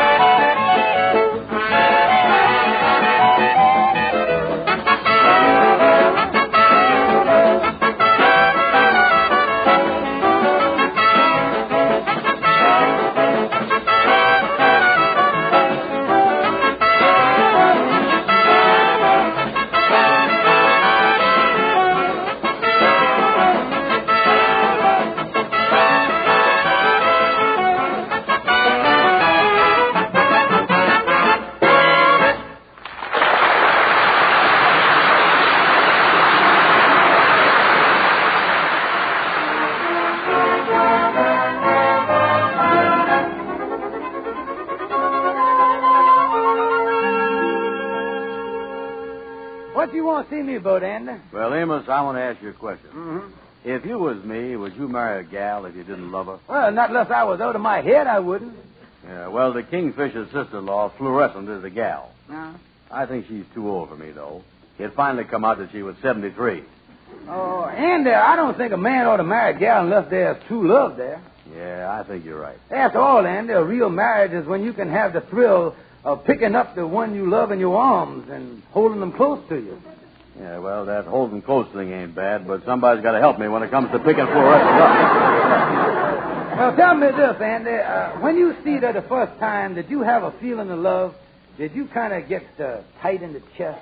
No, I got upset in the stomach. Well, Andy, just remember one thing. After you marry the gal, you got to live in the same house with her for the rest of your life. Yeah, you're right. Amos, you talked me out of it. Yeah, well, come in, Kingfish. I'm just leaving. Yeah. Well, how is it, Amos? How's my future brother-in-law, Andy? That's what I want to talk to you about. Yeah, well, I'll see you all later. So long, fellas. Thank you, Brother Amos. So long, Amos. Brother-in-law, dear. Hold it. I might as well nip you in the bud right now and tell you that I ain't going to marry Fluorescent. What, Brother Andy, you mean that you ain't going to marry Fluorescent, that sweet little delicate flower? What you talking about, flower? She went to seed 20 years ago. Kingfish, I just don't love her. Well, Andy, that's the old-fashioned idea. The new way is to marry him first and then learn to love him. Yeah, well, I like the old-fashioned way of loving them first and then learning to forget them. Now, wait a minute. You can't do that to me. Now, like I told you 20 times before, she's too old for me. Well, now, wait just a minute here. I'll sue you for breach of promise. I'll go see my lawyer right now. You'll sue me for breach of promise. Yeah, you promised to be my brother-in-law. Oh, I'll get you. I'll get you.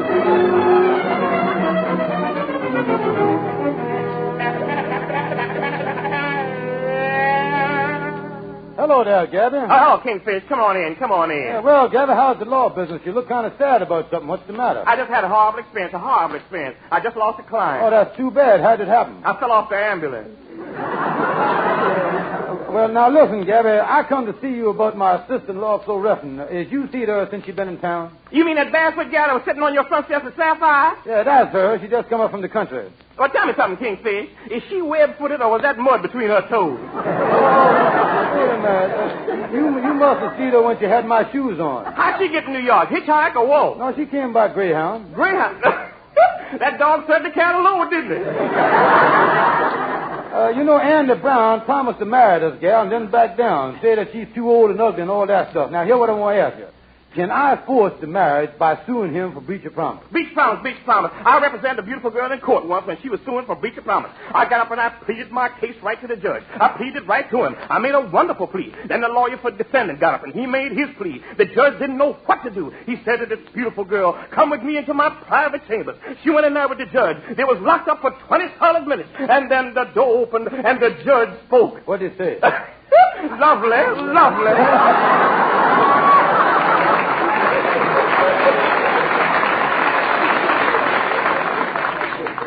Gabby, I ain't much of a man for in-laws. My wife's mother will drive me crazy. And this gal is almost as bad as that's staying at my house. Now, how can I get Annie to marry her so I can get out of our house? Oh, when I saw her, she looked like a scarecrow. Why don't you send her to the beauty shop and get her fixed up? They can do wonders over there, just wonders. Say, that's a good idea. I'll put my watch in pawn, I'll put everything else in pawn, and I'll get them to fix her up so she'll be a real glamour gal. Oh, that beauty shop will do a job on all right. They'll give her false eyelashes, they'll give her false eyebrows, they'll put rats in her hair, they'll give her false fingernails, and a Duco job on the face. Make her real good looking, just like other women. Sure enough? Yes, indeed. And after she gets them beauty shop good looks, she'll understand one thing. What's that? Why so many women carry umbrellas when it rains.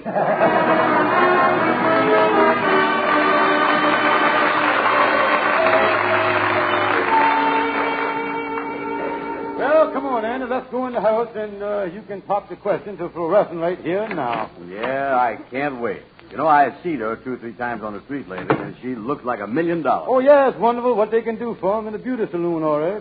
Yeah, and since she got herself fixed up, you know, she really done become a hep gal. She's popular, too. Oh, yeah. I can hardly wait to propose marriage. Well, wait a minute. Hello there, Floresca. How is you? Oh, hello, Brother George. What's cooking? Hello, Mr. Brown. How's Dreamboat today? Look at you. You really beautiful now. Well, Floresca, darling, I got something to say to you. Put yourself together, lover boy. What's on your mind? Well, I'd like to talk to you about marriage. Sorry, honey, Ty, but one of the hep cats over at the Savoy Ballroom just talked to me about the same thing, and we're all set. Sure enough, you mean that you is going to get married? Oh, congratulations. Wait a minute here. What's the matter with me for a husband? I'm sorry. You're too old for me. Come on, Pop. So now, there's a fine thing. Well, Andy, it's too bad that you didn't take off my hands, but I done a pretty smart job in getting her fixed up and finding a husband for her. Oh, boy, I was rid of her. And me and Sapphire are going to have some peace around here now. Oh, George, did Floresca tell you the good news? Oh, yeah, I just heard it, honey, and I'm plenty happy. Oh, I was so excited about it that I phoned long distance to Mother. And I told her how easy you got Floresca married. What'd you say? Mother's arriving here tomorrow to live with us so you can do the same thing for her. Oh.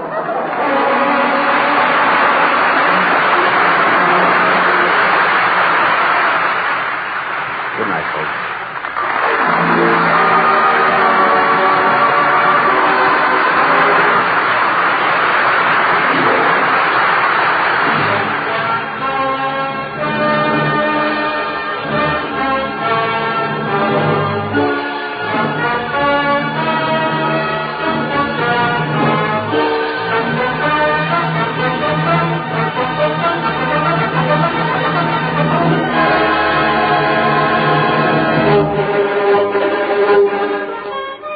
This program was a presentation of the United States Armed Forces Radio Service, the voice of information and education.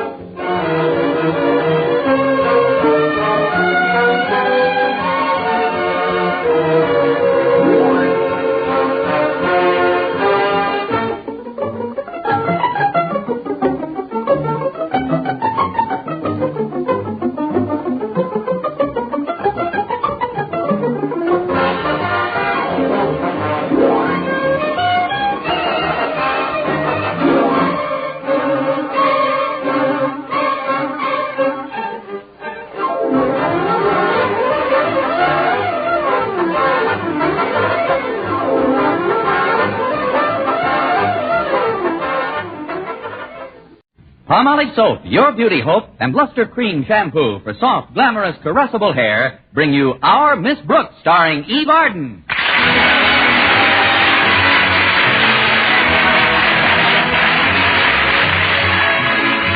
Many school teachers work under different supervision during the summer months than they do in the regular school terms.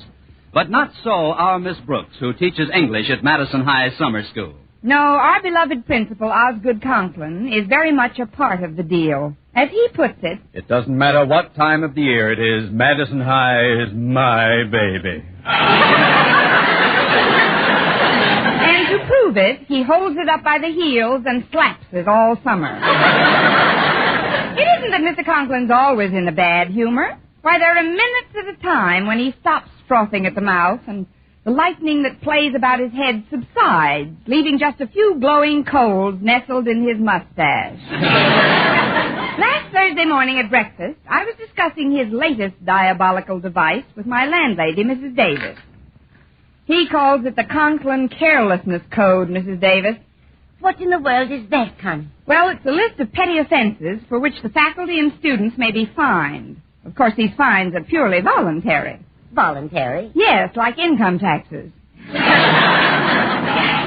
The fines all go into a fund which will be used to buy a brand new statue for the library. What kind of a statue? A statue of the man whom Osgood Conklin admires and respects more than anyone else in the world. Who's that? Who else? Osgood Conklin. You see, when he first thought of the idea, he put a receptacle in the hall for donations marked Osgood Conklin, bust. At the end of the day, he found 6 notes in it reading, "You said it." That's what gave him the idea for the Carelessness Code. Leave it to Osgood. You don't have to leave it. He takes it. What bothers me most, though, is the way he takes it. Every time he catches somebody committing one of the offenses, which he makes up as he goes along, he rattles a tin can and says, "Feed the kitty, feed the kitty." Has he caught you yet, Connie? Has he? I've fed the kitty so often, I feel like a tall mouse. Take last Tuesday, for instance. I happened to run into Mr. Boynton in the hall. Well, I just didn't happen to run into him. I sort of aimed myself at him. But just as my favorite biologist and I greeted each other, the bell rang for the next period, and Mr. Conklin came by and fined me a dime for not being in my classroom. That is strict. That's nothing. Wednesday, I hit a parlay. I had to donate 15 cents because I went up a stairway marked down, 20 cents for loitering near a fire exit. You call having your foot caught in the door loitering. Connie, do you have to submit to all these fines? I mean, has Mr. Conklin the right to do all this? We voted on it in assembly. Of course, it was really more like a plebiscite. You know, vote yes any way you want to. It isn't the money I miss so much. It's the lunches I could have bought with it. Imagine it. Not having enough money for lunch. I don't have to imagine it. Those fines add up, you know. You poor dear. It has been an expensive week for you, hasn't it? Yes, and that's what worries me so much today. I haven't got a dime in my purse. He can get me on a vagrancy rap. Oh, well, maybe it's for the best. The less I have on me, the less I can donate to the bus. For the bus. Well, I had a good breakfast anyway. I'd better get ready to leave now. Walter Denton's picking me up any minute. But where's your car, Connie? At the tailor's, Mrs. Davis. The tailor's? Don't you mean the garage, Connie? No, I'm having it pressed. The last time I drove it in traffic, I got it all wrinkled.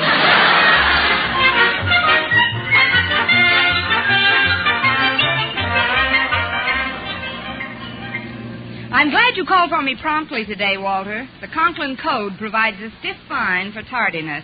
Believe me, Miss Brooks, my punctuality was not inspired by purely altruistic motives. By that, I mean I, too, have been harpooned by our beloved principal. I'm glad you explained it. Miss Brooks, I don't like the way things are going at Madison High. We've got to take some steps. What? And get fined for stealing school property? No, I'm serious. This Conklin Code is nothing but medieval tyranny. Why, yesterday he fined me 15 cents for whistling outside of his office. A downright injustice. Why, weren't you whistling? Well, sure I was whistling, but I didn't know he was in his office. I was just trying to get Harriet's attention. She was down at the end of the hall. Besides, I think the fine was exorbitant. All I gave was a two-finger job. A two-finger job? You mean where you put two fingers in your mouth and then blast? Yeah, that's the one. 15 cents he soaked me. I've heard that whistle, Walter, and in all honesty, I must confess that I consider 7.5 cents a finger very reasonable. But the entire code is founded on injustice. Miss Brooks, I've talked it over with the other kids at school, and we've appointed you our leader. Me? You are the logical member of the faculty to cross swords with Mr. Conklin. Oh, now, wait a minute, Walter. I've crossed swords with Mr. Conklin often enough to know that all you can get out of it is a bent sword. But you can't avoid this responsibility, Miss Brooks. We've got to fight fire with fire. You are the knight we have chosen to slay the dragon. I'm sorry, Walter, but my card in the Dragon Slayers Union expired. Besides, the bust is supposed to be finished by tomorrow. But how do we know there's enough in the kitty to pay for it? Oh, here's the school. Did I stop too suddenly for you? Not at all. I always like to kiss the windshield goodbye.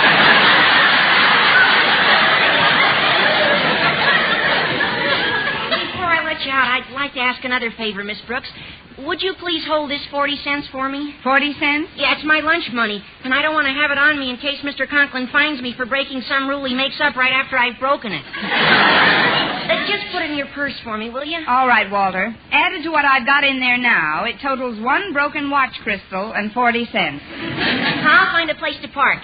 You go on in, Miss Brooks. All right, Walter. Thanks for the lift.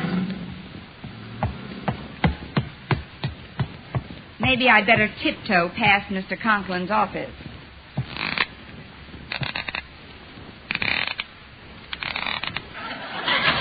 Squeaky shoes, 20 cents. Oh, but...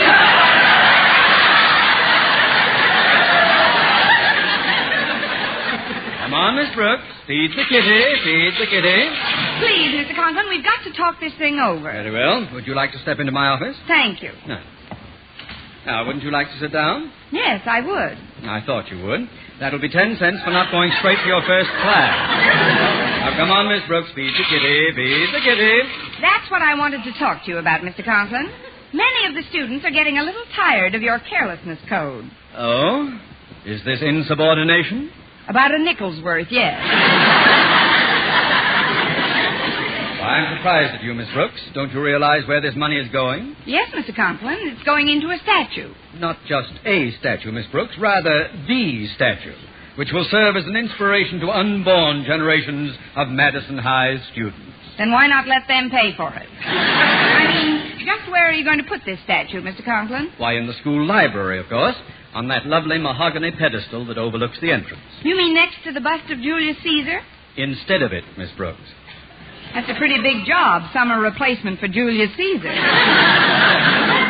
Where are you going to put the other statue? Before the Board of Education takes their next inventory, Caesar may meet with an accident.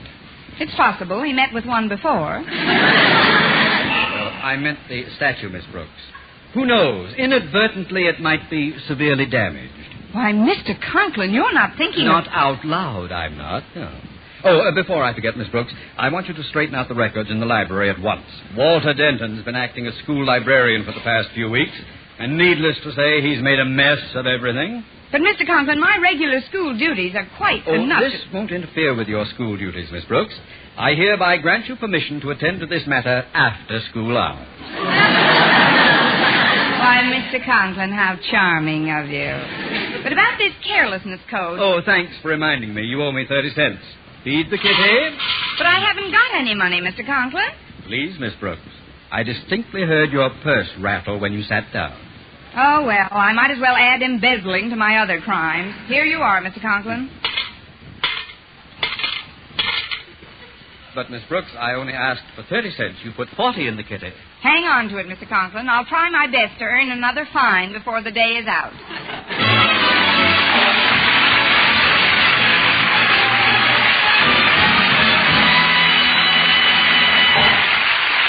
Our Miss Brooks, starring Eve Arden, will continue in just a moment. But first, here is Vern Smith.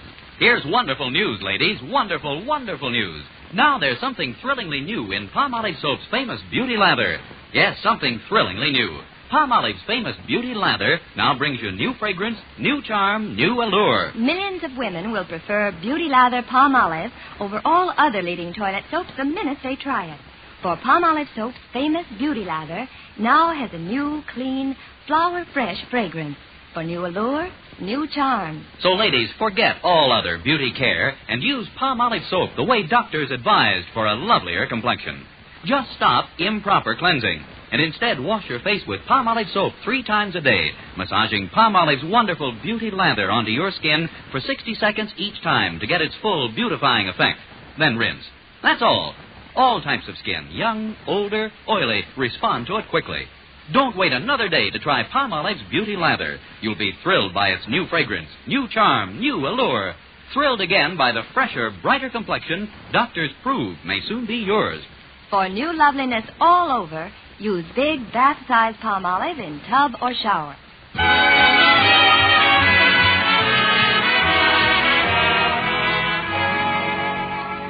It has always been my experience that nothing stimulates the appetite quite as much as an empty pocketbook. It was with this poignant thought in mind that I approached the cafeteria at lunchtime. As I strolled slowly down the long line of tempting morsels on the steam table, Harriet Conklin, who was helping out behind the counter, came over to me. Can I serve you something, Miss Brooks? No, thank you. Just smelling. I'm about finished serving. Now I'm going to have my lunch. I've got it all ready on this tray here. Care to join me? All right, Harriet. I'll have some water and a napkin. Here we are. Gosh, this roast beef looks yummy. It certainly is. Did you have it with the barbecue sauce on it today? No, I smelled it plain today. Yeah, and I'm sort of a diet, Harriet. I don't know why you have to diet. Golly, I wish I had your figure. So do I. You could feed it better. How is the beef with that barbecue sauce on it? Delicious. Would you like a taste, Miss Brooks? Well... Oh, I'm sorry. If you're on a diet, I better not tempt you. Tempt me. No. I don't know. I know how difficult it is sometimes to stay on a diet. Put some of that meat on this fork or I'll spear it from here. There. That is good. Of course. To me, roast beef is good with or without barbecue sauce. Oh, to me, too. Really? I am one schoolteacher who offers proof positive. Pass some over without the sauce. Here you are, Miss Brooks.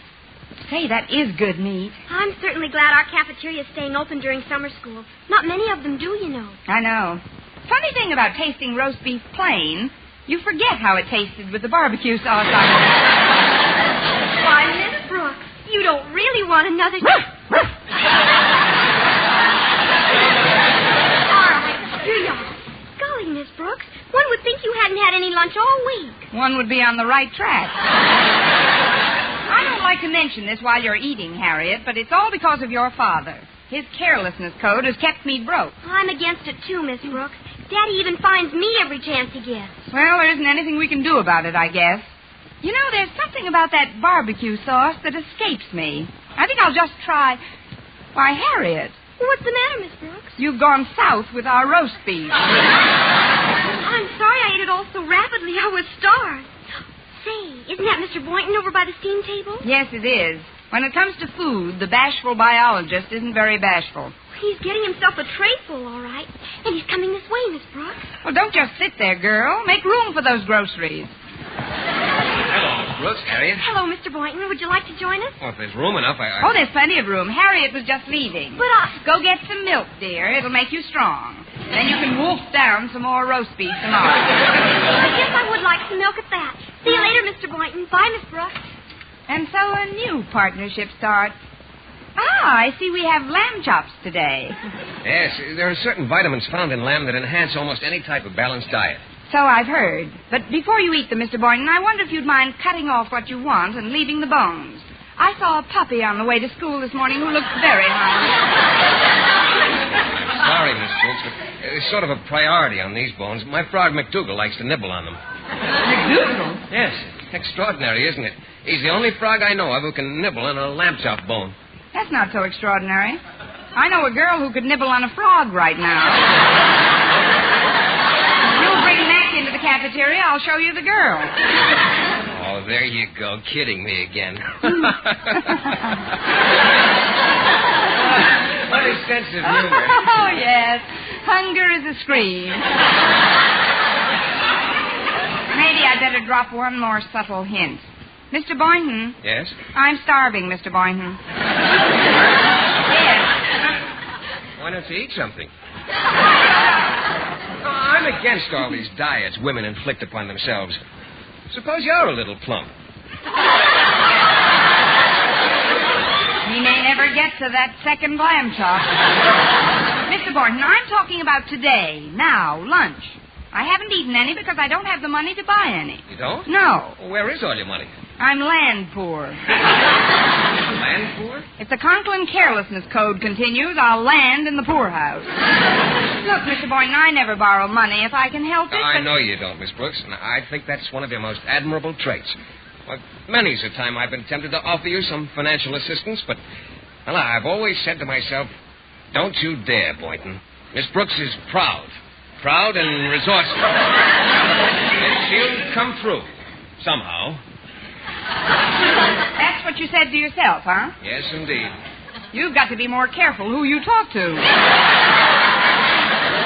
Mr. Boynton, it's getting pretty close to the end of the lunch period. I'd like just a small bite, so that's all I'll put on you. I mean, could you lend me 25 cents? 25 cents? Why, of course, Miss Brooks. Here you are. Thanks. I'll pay you back just as soon as Oh, don't worry about paying me back. Gosh. Anytime tonight will do. Tonight? Have we got a date for tonight? Oh, didn't I tell you? I've got tickets for the band concert on the mall. I thought we'd spend the afternoon in the park and then have some dinner and dance and take in the concert. How does that sound to you? All this and 2 bits, too? Oh, it sounds wonderful, Mr. Boynton. I'll just get a sandwich or something and come right back to the table. All right, Miss Brooks. I'd better hurry. It's almost the end of the lunch period. So it is, Miss Brooks. Mr. Conklin. And if memory serves, you were supposed to be straightening out the library records after lunch. Is that correct? Yes, Mr. Conklin, but I've got an important engagement I'd like to keep this afternoon. It isn't always what we'd like to do that matters, Miss Brooks. You volunteered to work in the library, and that's where you'll have to spend the afternoon. But, Mr. Conklin... Unfortunately, while you were standing here chattering, you've incurred another fine for tardiness. Tardiness? That'll be 25 cents, Miss Brooks. Feed the kitty, feed the kitty.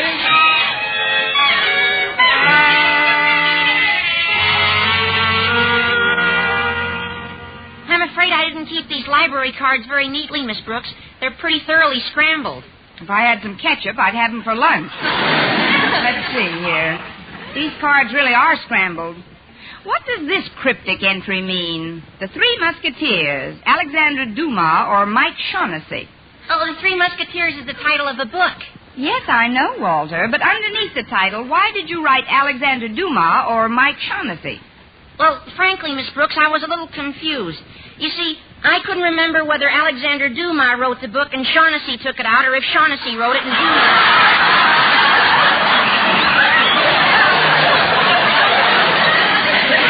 Believe me, Walter, if Dumas took it out, this library isn't for me. Now, you better let me straighten these cards out myself. You find something else to do. Okay, Miss Brooks. I'll grab a rag and dust off old Marblehead. Old Marblehead? Yeah, that's what we call the statue of Caesar, because his head's made out of marble. Of course, even though Mr. Conklin's head isn't made out of marble, we also call him... Yes, I know. You needn't bother dusting off this old Marblehead. Somebody else in school is planning to dust it off permanently. In fact, Caesar may meet with an accident almost any time now. I beg your pardon, Miss Brooks. Well, what do you know? The Ides of March. These floors are quite slippery. A person could very easily lose his balance and be...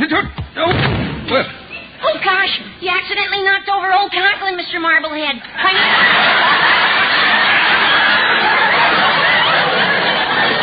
Quiet, Denton. What a shocking misfortune. Why, I love this statue of Caesar, with his delicately chiseled features, his fine Roman nose. You better learn to love him without his nose. It just rolled under the desk. Here, Walter, help me lift Caesar back on the pedestal. No, please. It was my clumsiness that knocked it off. I'll lift it back on myself. Now, steady does it. Good firm grip now. Walter. Yes, Miss Brooks? Set Caesar up in the next alley. Mr. Conklin's got another shot coming. I dropped in to inform you, Miss Brooks, that thanks to your last contribution, my statue has been paid for in full. It will be delivered tomorrow morning and unveiled at noon. I shall want it kept under cover and... Denton, what are you stuffing into that canvas bag? The things that are Caesar's, Mr. Conklin. His ears and nose and also the rest of him. I figured I could take it over to the shop and patch it up a little and... Just leave it where it is, Denton. You see, Miss Brooks, we have only the one pedestal. Haven't we just? And since Julius has been so brutally damaged... Oh, he won't be damaged anymore, Mr. Conklin. I'll see to that. This statue is school property, and if anyone tries to injure it in any way, I'll report him to the student council and the Board of Education. Zealous little beagle, isn't he? Denton, you are dismissed as of right now. Mr. Conklin, shouldn't I... Go, boy! Goodbye, Miss Brooks. Goodbye, boy. Now then, Miss Brooks, if you'll excuse me, I'll return in just a little while and personally take care of fixing that statue. Yes, I know you will, Mr. Conklin, but good.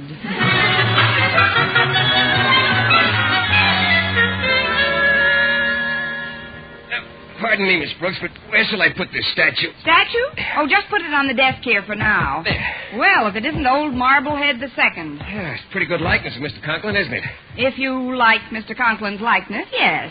But this wasn't supposed to be delivered until tomorrow. I know, but the custodian just told me that they wanted to surprise Mr. Conklin. Is there any place we could hide it temporarily? Hide it? Why, yes, there is a place we could hide it, Mr. Boynton. Right in this canvas bag. First, you'll have to take out this busted bust. All right. There. That's Julius Caesar. Say, his nose is off and his ear. Please, Mr. Boynton, there's no time to cut up touches with Julius. Now, slip Mr. Conklin's statue into the bag. All right. There he goes. Now, what do we do with Caesar? We'll take him over to the shop and fix him up the best we can. He's just got to occupy that pedestal, Mr. Boynton. Pedestal? But I don't understand, Miss Brooks. Well, I'll explain it to you on the way over. You see, Mr. Conklin assigned me to work in this library, and if I'm going to look at a statue all day, I'd like to make very certain that it's the kind of a statue... Oh, Miss Brooks? Miss Brooks? Must have stepped out for a moment. So much the better. Ah, yes, here's the canvas bag with old Marblehead still in it. Now, we'll just take this little hammer and commence. Friends, Romans, countrymen, I come to bury Caesar, not to praise him. Mr. Conklin, what are you doing? It should be obvious even to you, Miss Brooks. Yes. Well, Mr. Conklin, there's something I feel I should tell you. Very well, Miss Brooks, but while you're telling me, I'll continue with the business at hand. It's like this, Mr. Conklin. I would normally be very loath to interrupt what's obviously such a joyful hobby to you. I feel that what I have to tell you merits your immediate attention. Well, what is it, Miss Brooks? If it were something trivial, like being disgruntled over having to work in the library instead of going on a date with Mr. Boynton, who is now in the park by himself, I might hesitate to bother you. What are you driving at, Miss Brooks? Well, the main point I'd like to get across to you, Mr. Conklin, is that I have absolutely no hard feelings toward you, and I trust you have none toward me. None whatsoever? Good. Now, open the bag.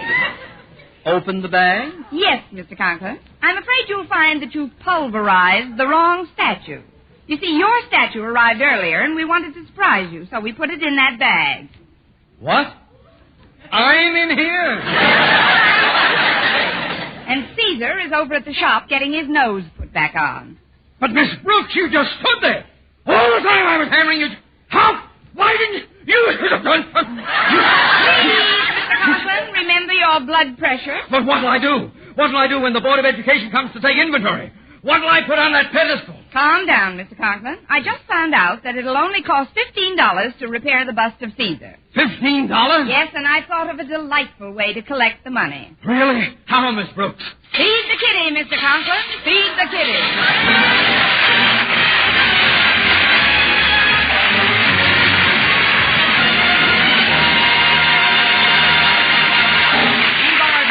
Miss Brooks returns in just a moment, but first, tonight, yes, tonight, show him how much lovelier your hair can look after a Luster Cream shampoo. Luster Cream, world's finest shampoo. No other shampoo in the world gives you K. Dumit's exclusive blend of secret ingredients plus gentle lanolin. Not a soap, not a liquid. Luster Cream leaves hair 3 ways lovelier. Fragrantly clean, free of loose dandruff, glistening with sheen, soft, manageable. Even in hardest water, Luster Cream lathers instantly. No special rinse needed. And Luster Cream leaves no soapy film, does not dry hair. So gentle, Luster Cream is wonderful even for children's hair. Tonight, for soft, glamorous, caressable hair, try Luster Cream shampoo at all drug and cosmetic counters. Dream girl, beautiful Luster Cream girl, you owe your crowning glory to a Luster Cream shampoo. And now, once again, here is our Miss Brooks. Well, I finally escaped from the library and hastened to meet Mr. Boynton in the park. Having had no lunch except a few swatches from Harriet's roast beef, I was ravenous. Hello, Miss Brooks. Beautiful day, isn't it? Yes, it is. How about a hot dog or a hamburger? Well, no, thanks. I'm full. Look at that little boy. He just threw a peanut to that pigeon. So he did. Excuse me, Mr. Boynton. Miss Brooks, you're not going to pick up that peanut. Certainly not, Mr. Boynton. That wouldn't be fair to the pigeon. I'm going to race him for it.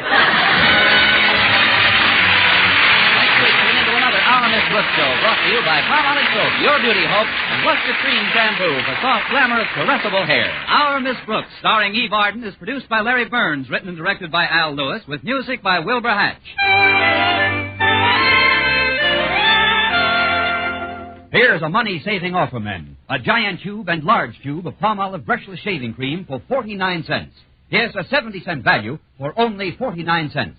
This offer is made solely to prove you, too, can get smoother, more comfortable shaves the Palmolive brushless way. Just follow directions on the tube and treat your face to wonderful shaves. Yes, for extra shaving comfort at extra low cost, don't miss this Palmolive brushless bargain. At drug and toilet goods counters, get both giant and large-size Palmolive brushless. A 70-cent value for only 49 cents. For mystery liberally sprinkled with laughs, listen to Mr. and Mrs. North Tuesday evening over most of these same stations. And be with us again next week at this same time for another comedy episode of Our Miss Brooks. Bob Lamont speaking. This is CBS, where 99 million people gather every week for Columbia Broadcasting System.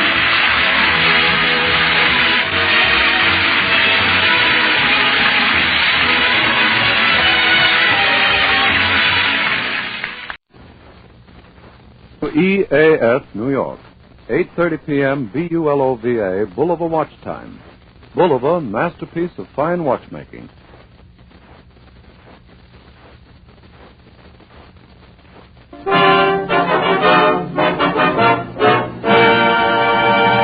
Pack of Avalon cigarettes, please. Yes, sir. Just a moment, sir. Don't forget your change. You'd never guess that Avalon's cost you less.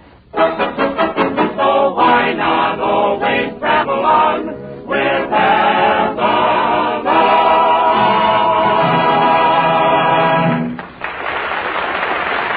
Good evening, friends. Good evening. This is Del King saying welcome to Avalon Time, featuring radio's red-headed ragamuffin, Richard Red Skelton, with Dick Todd, Edna Stillwell, the Poor Pups, Bud Hercules Vandover, the Avalon Chorus, and Bob Strong and his orchestra. Comes now, comes the orchestra, comes love.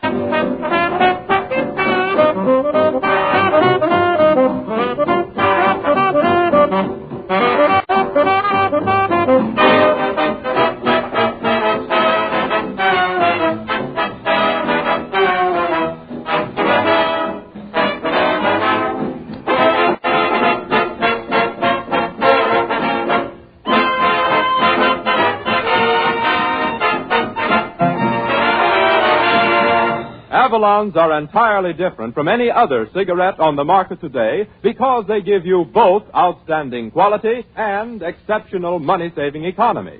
Avalons are union-made from the very finest Turkish and domestic tobaccos.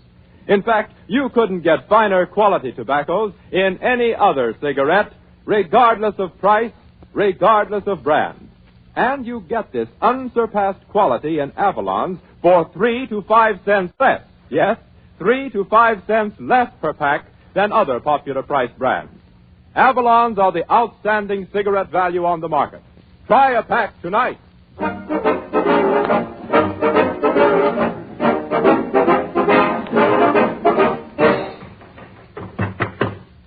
That muffled noise, ladies and gentlemen, is from the closet. There's usually a skeleton in the closet that's a family secret, but we have a skeleton in our closet that's a public nuisance. So here he is now, that ham bone of contention, Red Skelton.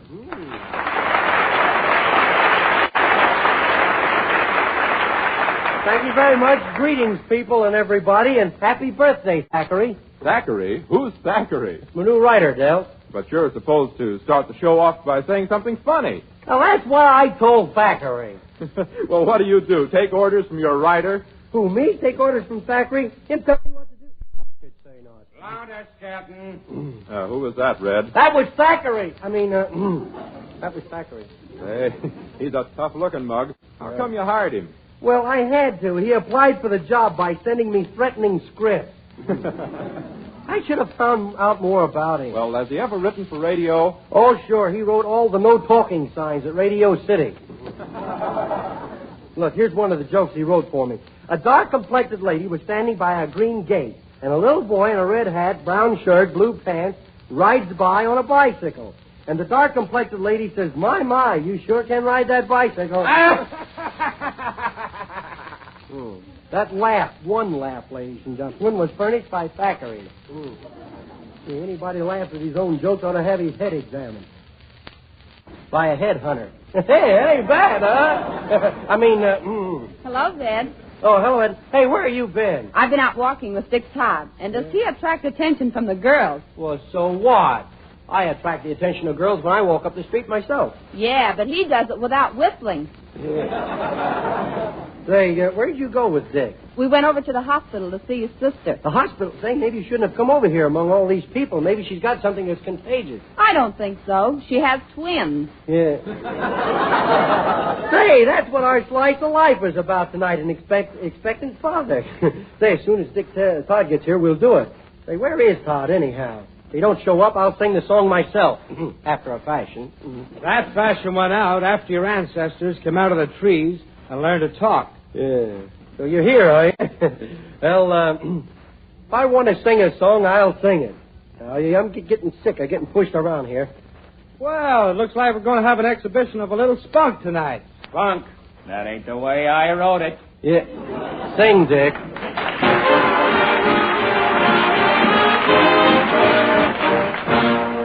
I can't give you anything but love, baby.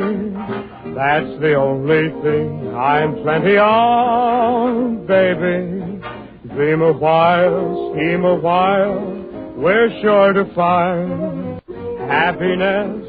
And I guess all those things you've always pined for.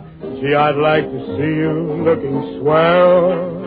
Baby, diamond bracelets Woolworth doesn't sell, baby. Till that lucky day, you know darn well, baby, I can't give you anything but love.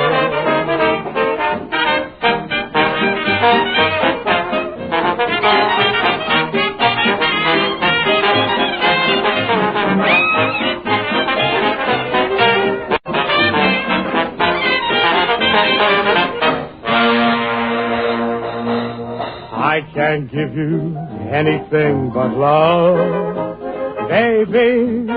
That's the only thing I'm plenty of, baby.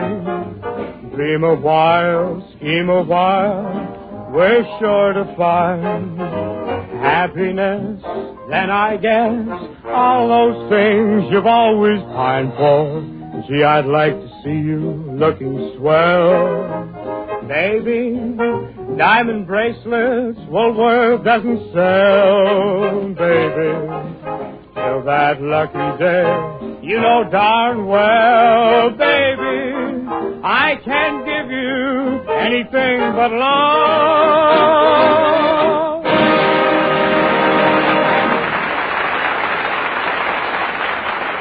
That was I Can't Give You Anything But Love, Baby, sung by Dick Todd, darn it. And now we come to our short playlet about things that really happen in everyday life. Things that you do and that I do, in fact, everybody does. And tonight's Slice of Life is about the troubles that young fathers have while waiting for a blessed event. You set the scene, Del. Okay, the time just before midnight. The place, a hospital somewhere in your hometown. The nurse is played by Edna Stillwell. The expectant father is played by Red Skelton, who has never been so nervous before. In fact, he is really a nervous wreck ever since Winchell told him about it. Quiet! Hospital zone. Dr. Jones wanted in surgery. Dr. Brown wanted in surgery. Dr. Smith wanted in surgery. Dr. Green wanted in surgery. Don't forget the cards, boys. Gee, how can they play cards at a time like this? They sleep in the daytime. Yeah. Now, listen, Mr. Skelton, I told you can't bring all that stuff in this hospital. Now, you just take that catcher's glove and that football outside. But, gee, Yeah, and that motorcycle, too. Oh, gee, my kid's got to have something to play with when he gets here. He can't just sit around twiddling his thumbs, you know. You think you like this baseball bat? Supposing it's a girl. Well, then I'll wait until she starts going to high school before I give her the bat. She'll need it then if she's good looking. Now, just keep calm. You look nervous. Oh, I'm not nervous. Gee, I wish I had my knee pads on. Has Junior arrived yet? No, but when he does, whom shall I say called? Mr. Skelton, here, I'll just leave my... Hey, how do I know he can read? Listen, if you can, he can. Yeah. Well, I think I'll wait anyhow. Is the doctor here? No, he's out right now. Oh, got a case, huh? I'll play, and you should see her. Say, this doctor, he's a good doctor, ain't he? Good. You know the 5 quintuplets? Yeah? They're cute, aren't they? Yeah. Say, have you ever been in this hospital before? Yeah, I was born here. My, you've put on weight, haven't you? Yeah. Gee, I'm so excited you get me mixed up, I don't even know what I'm doing. Gosh, gee whiz. Say, you think the baby will look like me? What? He wouldn't dare. Well, you know, I was the picture of my father. I had my father's eyes, his nose, his hair, and his teeth. Where's your father now? He's home looking for his face. Good evening, nurse. How are you, Doctor? Doctor, this is Mr. Skelton. Skelton? Oh, yes. I suppose it was sent over by the museum. Yeah. No, I'm Richard Skelton, the expectant father. Oh, yes. You're the fellow who gave me the little pig bank full of pennies for a down payment. Yeah. Gee, you know, that sounds funny. $30 down and $5 a month. Sounds like buying an automobile. I am. How do you feel? Well, not so good, Doc. I know what you're going through. Yeah, and I hope I never have to go through it again. You know, son, at times I doubt if women realize what we fathers have to go through. I have 3 children, you know. Oh, you poor thing. Is this the first time for you to hear the sound of little footsteps around the house? No, I've been hearing the sound of little footsteps for a year now. They're my wife's brother. He's a midget. Nurse, I want to talk to you alone. We're alone. Yeah. I just wanted to tell you, keep your eye on this Icky. He's getting the Jim Jam jumping jive with a slight dash of chop, chop, chop. So if he starts to swing out with the boogie woogie, call me before the joint starts jumping. Okay, Hepcat, take it away. He's a swell guy. Does he know a lot about medicine? Does he? Why, he sat through every Dr. Kildare picture twice. Gee, he must be good. Here, drink this. Oh, no, you don't. Oh, no, you don't. Now, come on and drink it. No, I got one of those the other night. Oh. Don't be silly. It's something to quiet your nerves. My nerves are quiet. I buzz like this all the time. Now, come on, like a good little man. Oh, all right. Do you want a chaser? I don't think anything could catch that stuff. By the way, do you know anything about having a child around the house? Sure, I do. I've been reading The Care and Feeding of Babies and Blondie. I'll bet you were a noisy little baby. No, I wasn't either. I didn't utter a sound until I was a year old. Really? How come? Oh, I was bashful. I was ashamed to open my mouth. I didn't want my mother to know I didn't have any teeth. Gee, I'll bet Junior will be smarter than I was. I'll take that bet. Yeah. Is that my nerve? That's the doctor. He wants me. I'll be right back. Yeah. Now, here, you just sit down and figure out what you're going to tell Junior. Okay. After all, everything's going to be new to him. Yeah. And you might learn something, too. Yeah. I never thought of that. Gee, ain't it wonderful? Me, your father. Well, my son won't go to that old reform school. He'll go to the new one, like I did. Well, now, don't get excited. Well, don't stand there, nurse. Tell me. Well, speak up. Gee, after all, this ain't a movie, you know. Oh, no? Well, it's a double feature. Yeah. Double feature? Twins? Oh, gosh, I'm going to faint. Why? You haven't even seen them yet. Yeah. Twins? Gee, 2 of them, huh? Gosh. And I only knitted 1 sweater. Here, son. Would you like to see the twins? Yeah, wheel me over, Doc. Gee, they're awful little, ain't they? Gee, look at them. Ain't they ugly? Huh?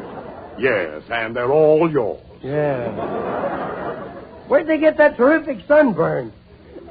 Gee, ain't they ugly? But I guess all boys are ugly like that when they're little, huh, Doc? They're girls. Yeah. Girls? Are you kidding? Oh, my goodness. Both of them girls. Oh. What's the matter? What's the matter? Look at them. 2 girls and they're both bald-headed.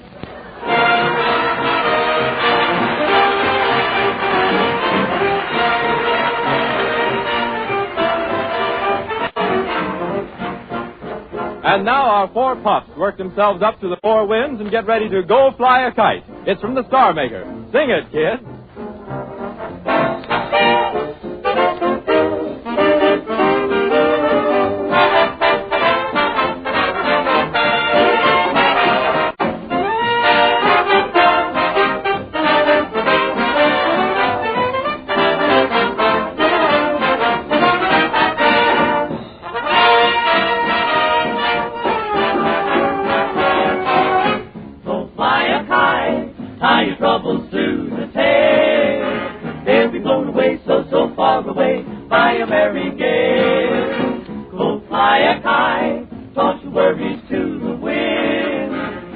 won't come back, they'll be too chagrined. Go on, make friends with the sky, and have a long, long talk with the sun. It's the right way to live. It's the way to live, you pardon the fun. Won't you go fly a kite? You'll imagine you're a king, 'cause you got your world on a piece of string.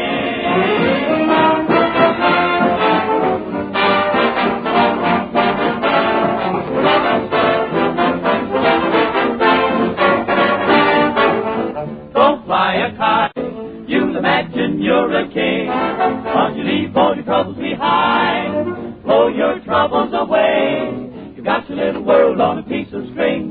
Go on, fly a kite. Ladies and gentlemen, did you hear what the ghost of 20 years ago said about Avalon cigarettes? Well, it said... 20 years ago, we didn't have Avalon cigarettes. We couldn't take advantage of that big saving. But today, I take Avalon's advice. Wherever I go, I don't forget my change. Yes, friends, and when you buy Avalon cigarettes, don't forget your change. You see, Avalon's cost 3 to 5 cents less per pack than other popular priced brands. A repeated saving that will net you many, many extra dollars in mighty short order. But without knowing, you'd never guess Avalon's cost you less. They're highest quality through and through. So tonight, try Avalon cigarettes.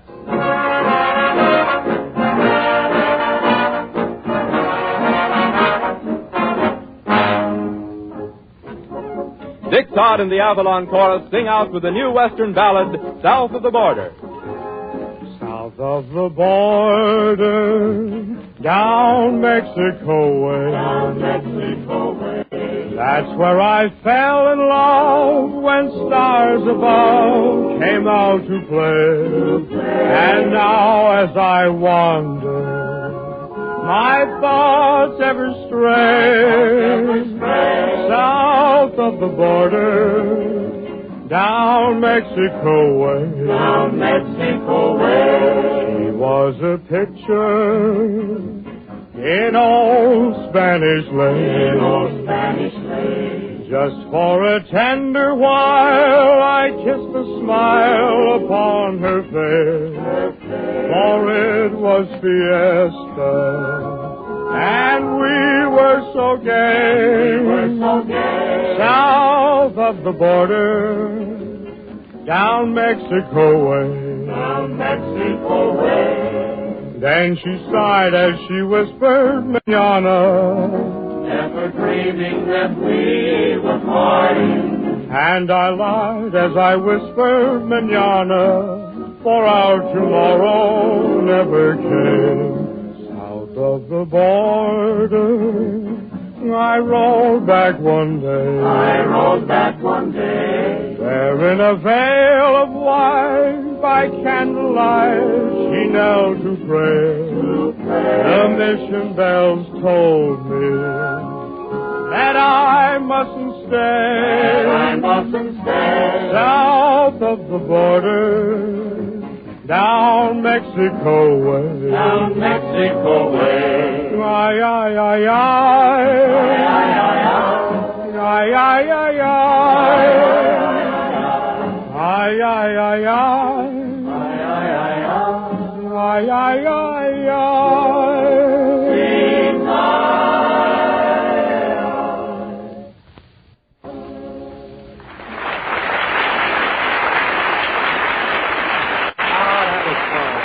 That was South of the Border, sung by Dick Todd and ably assisted by the Avalon Chorus. That was a swell arrangement, too, Dick, a real Western style.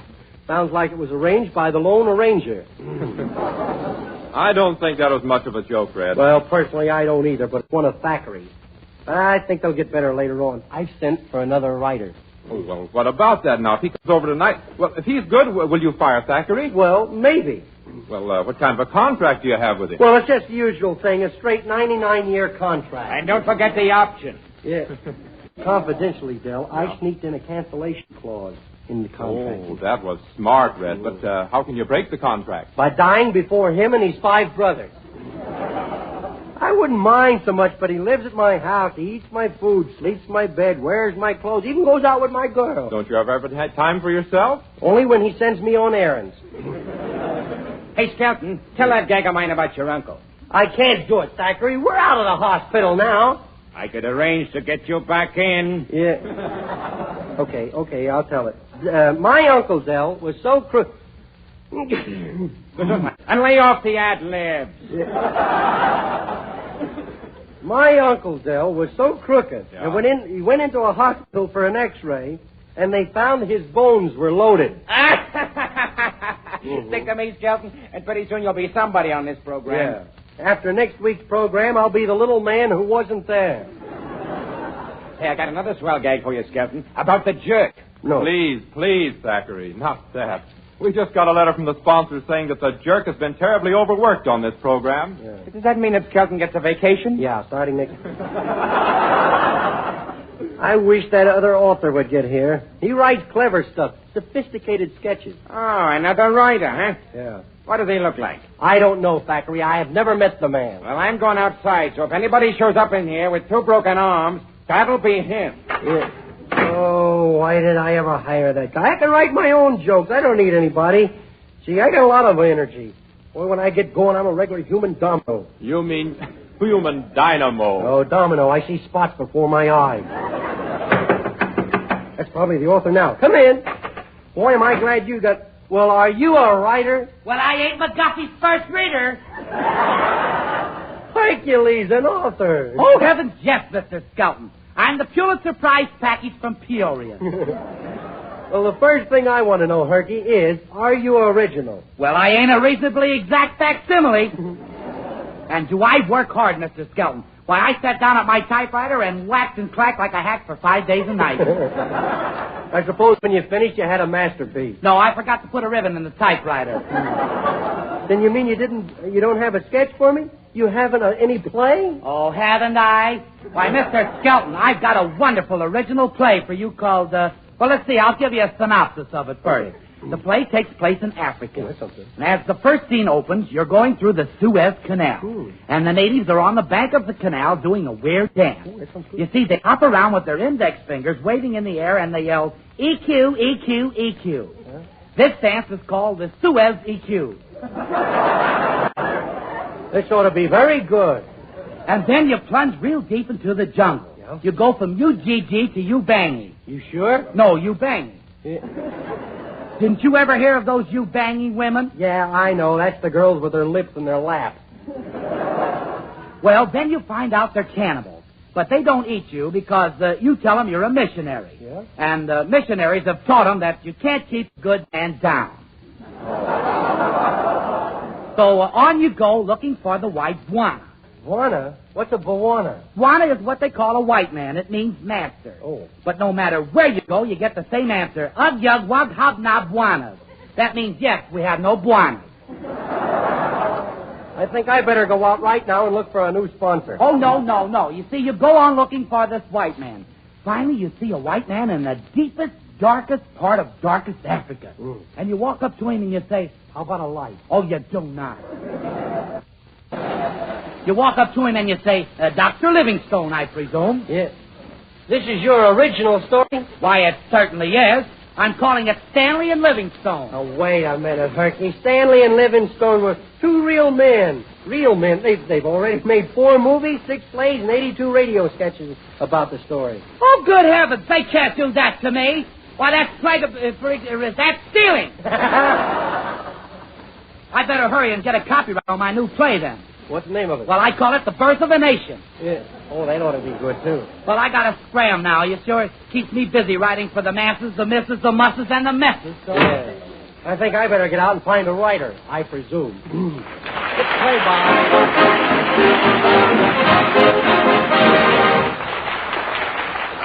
Friends, if you've seen the time when an extra $1 or 2 would come in mighty handy, you know the importance, the value of money. Then why pay more for your cigarettes when you can get highest quality in Avalons for 3 to 5 cents less per pack than other popular price brands? They're guaranteed unsurpassed in quality. You'd never guess they cost you less. Give Avalons a trial tonight. The cigarettes that give you so much and cost you so little.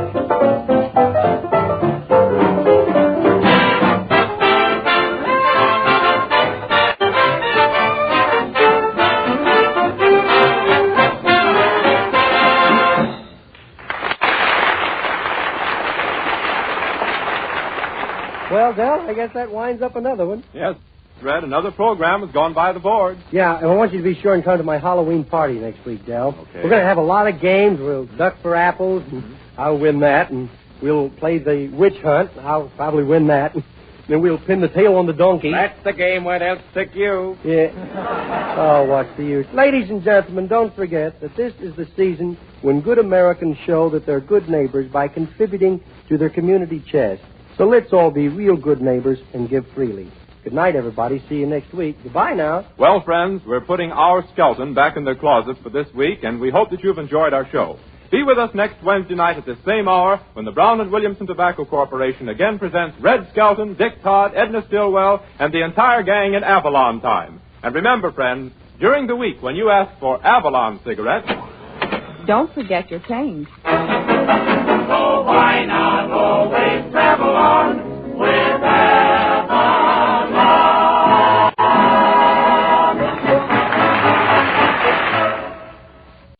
Of Riley, starring William Bendix as Riley.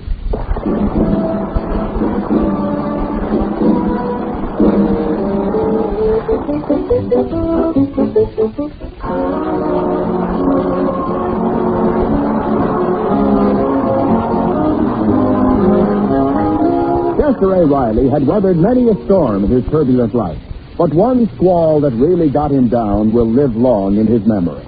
It all happened when he forgot to take his lunchbox to work with him one day, and so instead of his wife's home cooking, Riley had lunch at Gus's Greasy Grotto. Riley ordered the Blue Plate Special, boned mackerel, but the cook had pulled a boner. Result, Riley had a run-in with a stubborn fishbone. And now we find him back at the aircraft plant in the infirmary being examined by the company doctor. Doc, I'm broken. I'm strangulating. I can't breathe. Give me oxygen. Now, Riley, it can't be as bad as all that. Now, just sit still. Tell me what happened. I swallowed a fish and he stabbed me. Is that all? A little fishbowl. Little. The whole fin is stuck on my throat with part of the rudder. I can't get any air through my gills. Give me oxygen. Now, open your mouth, Mr. Riley, and we'll take a look. They are. What's the matter? Now he's trying to go upstream. Oh, that bone. It must be a yard long. It hurts worse when I'm sitting down.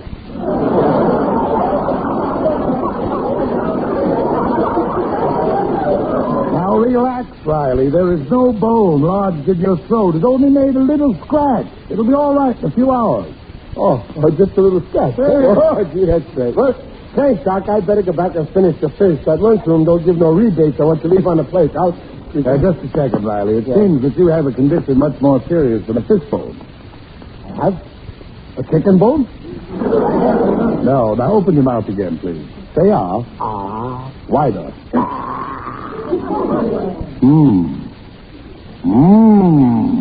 Doc, is it that serious? Well, not too serious. That is, if you have them taken out right away. Taken out? How can you see my appendix from way up here? No, not your appendix, Riley. Your tonsils. Oh, is that all? No, I don't think I'll bother having them taken out. I've had them tonsils since I was a kid. They've become sort of attached to me. Now, look here, Riley. If you don't have those tonsils out immediately, serious complications might develop. Otitis media, septicemia, rheumatic endocarditis, quinsy. Quinsy? Certainly. You see that an operation is really necessary. Operation? Can I just cure myself? Maybe if I read that book, the Quinsy Report.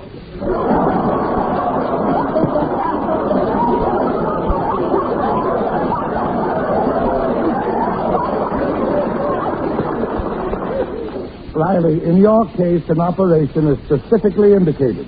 Operation? Can't I just wait till they get ripe and drop off?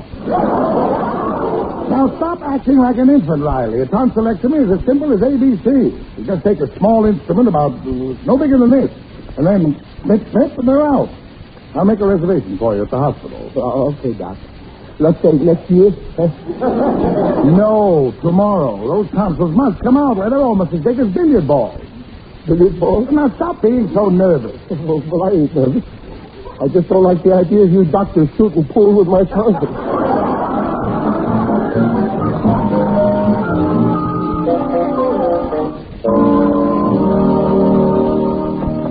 Oh, hello, dear. I'm glad you're home early. Hello, Dumpling. Hello, Daddy. Hello, children. I hope you're hungry, dear. I picked something that... Well, Ronnie, what's the matter? I can tell by your face there's something wrong. Nothing's wrong. Everything's great. Daddy, what is it? Oh, tell me, dear. I'm a sick man. Ronnie. Oh, no, Daddy. Oh, gee, you better sit down, Pop. Help me to that chair, Patty. Yes, dear. Oh, Riley. Here's the pillow, Pop. Daddy, shall I put on your slippers? Okay, but you'll find them a little too big for you. I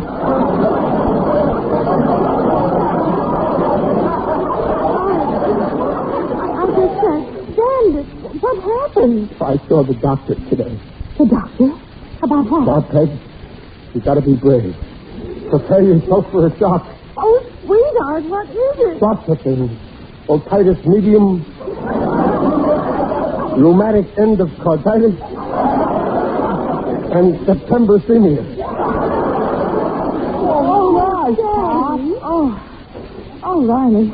That's what I'll get if I don't have my tonsils out.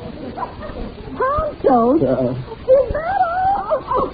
Oh, Daddy, you're screaming. I thought you were going to kick the bucket. Yeah, well, don't sound so disappointed. Oh, tonsils. Yeah, go ahead. Everybody laugh. Yeah. I'm glad my tonsils tickle you. I'm sorry, dear, but there's nothing to a tonsil operation. No, nothing, she says. They're just going to slit my throat from ear to ear and rip out my tonsils. And that's nothing. Oh, now, Pop, they may not even cut him off. Why, I knew a kid at school once he had his burned out. Burned out? Nothing doing. Nobody's going to shove no blowtorch down my throat. Well, they ain't going to get me. I ain't going to that hospital. No, sir. It's an absolutely minor operation. Yes, Ronnie, be sensible. If your tonsils have to go, they have to go. Yeah, but I don't want to go with them. You're just exaggerating things in your mind, Daddy. Gee, Papa, I never thought you'd be a coward. Who's a coward? I'm just scared, that's all. I mean, about your mother and you kids. Here you all are, alone. And tomorrow morning I go to that hospital. Oh, cheer up, Pop. We'll get along without you. What? I mean, till you come home. Of course, dear. Now, don't worry about us. We'll be all right. Yeah, so. Okay, I feel better now. You ought to know by now that I'm no coward. I'm not afraid of anything or anybody. Remember the time in Ebbetsfield when that big 6-foot umpire got the licking of his life? I was one of the 12 guys that did it. Sure, Bob. I'm sorry. You're no coward. Not sure. After all, what is there to a little tonsil operation?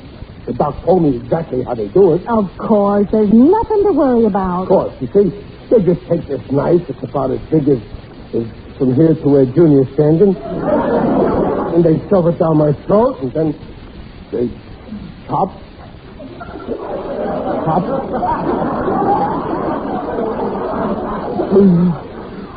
Hop. Riley! Oh, quick, Dad. Get some smelling salts.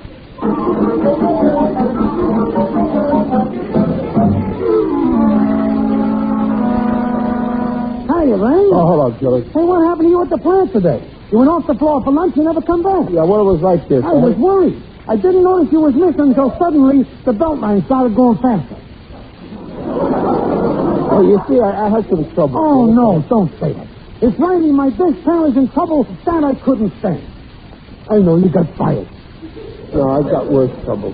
I got to go to the hospital tomorrow. Hospital? Yeah. Why, what's the matter, pal? Oh, if anything's wrong with you, my best friend. Something incurable?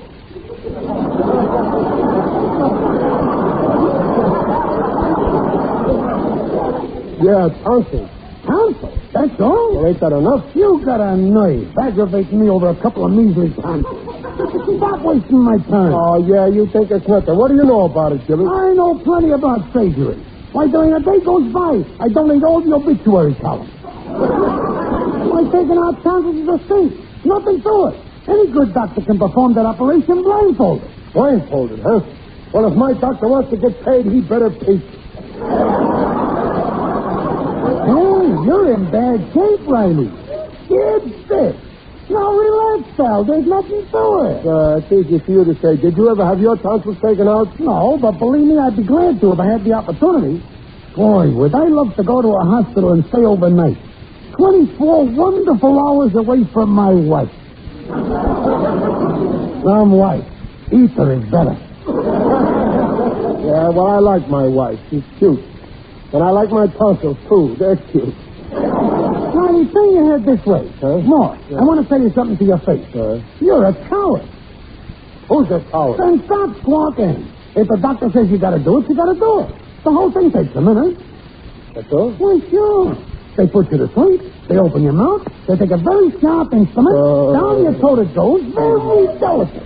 Slash, rip. It's over.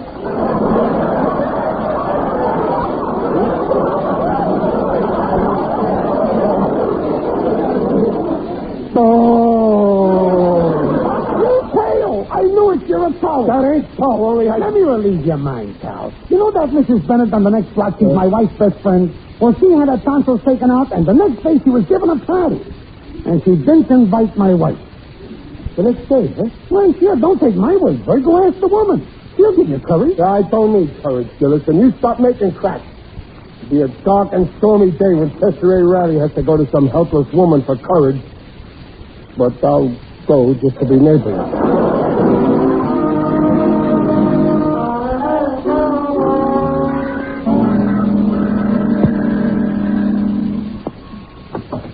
Yes, sir? Is Mrs. Bennett in?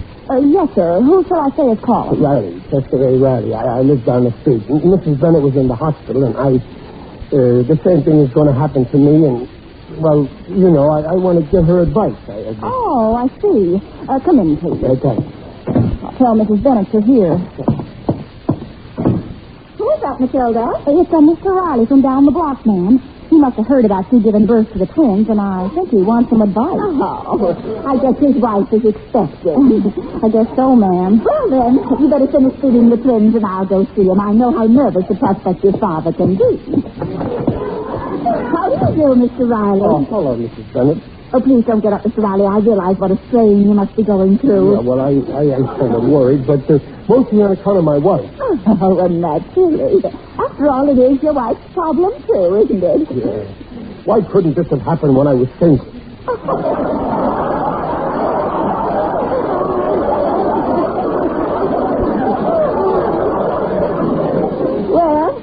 still retaining your sense of humor. Now, I realize how upset you must be. But just remember now, this sort of thing happens every day. Now, take my case. I had 2 of them. Well, don't everybody have 2? So now that it's all over, my husband and I are so happy. Would you like to see them? See them? You mean you brought them home with you? And you know something? I can't tell one from the other. Yeah, well, that don't worry me. I'm leaving mine in the hospital. Oh, don't say that. You'll love them, just like I love mine. You know, my husband can't wait to get home each night and play with them.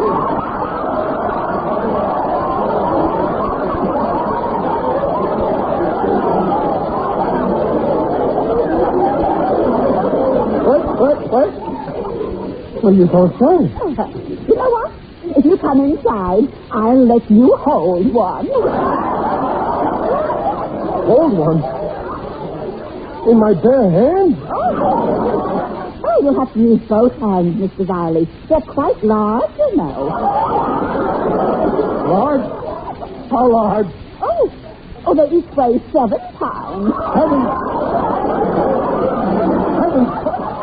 I don't believe it. And they eat like little piggies. They eat? Lady, what kind of tonsils did you have? They should be in vaudeville.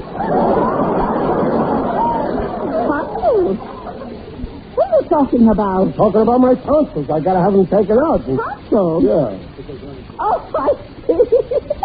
The maid said that, and so I thought that, oh, dear. I had my tonsils out a year ago. I was talking about my 2 baby girls. I just had twins. You had twins? Yes. Congratulations, madam.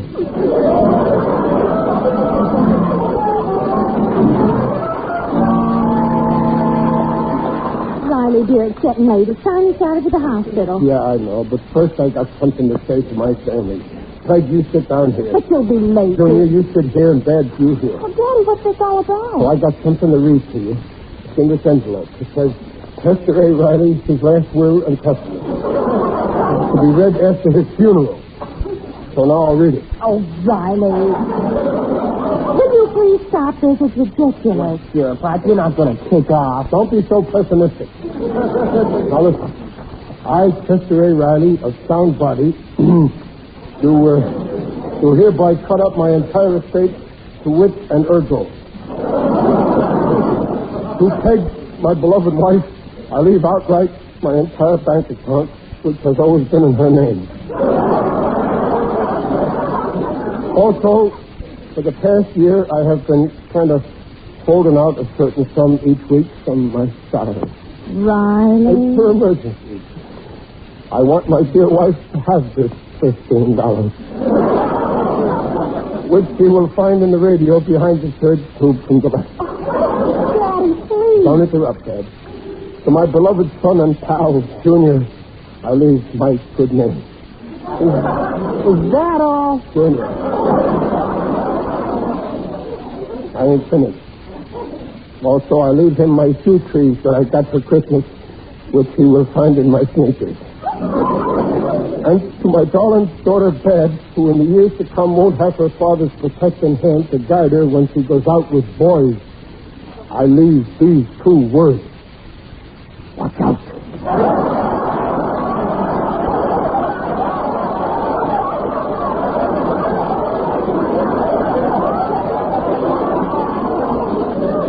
Signed, sealed, and delivered, Chester A. Riley. Well, those were my last words. Well, I hope so. Of all the nonsense I ever heard. Now, come on, you're late. Yeah, I'm coming. Goodbye, Junior. Be a good boy. Take care of your sister. Goodbye, Betsy. Take care of your brother. You'll be okay, Pop. Of course, Dad. Riley, are you coming? Wait, let me take one last look at my sermon. Don't move. Stay where you are. Oh, seeing you all like this, it brings a great big lump up in my throat. That's your tonsils. Now, come on, and let's get him out.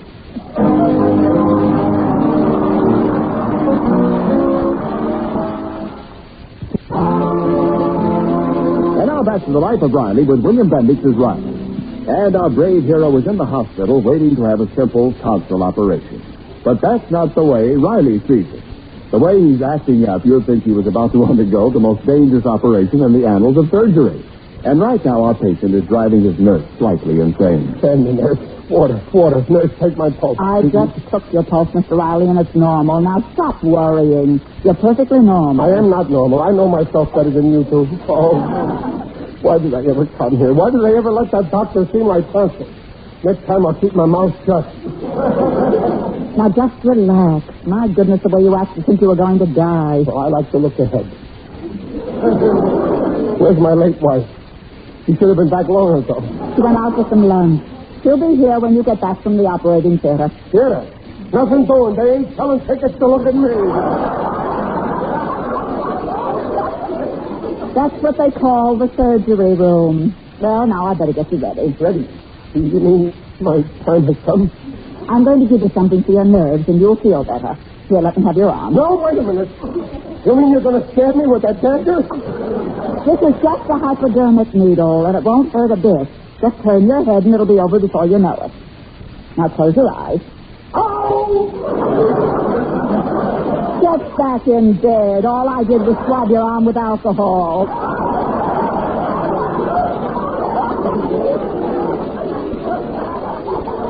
Now lie still, please. Okay. Well, why don't you do it and get it over with? Oh, it's all done, Mr. Riley.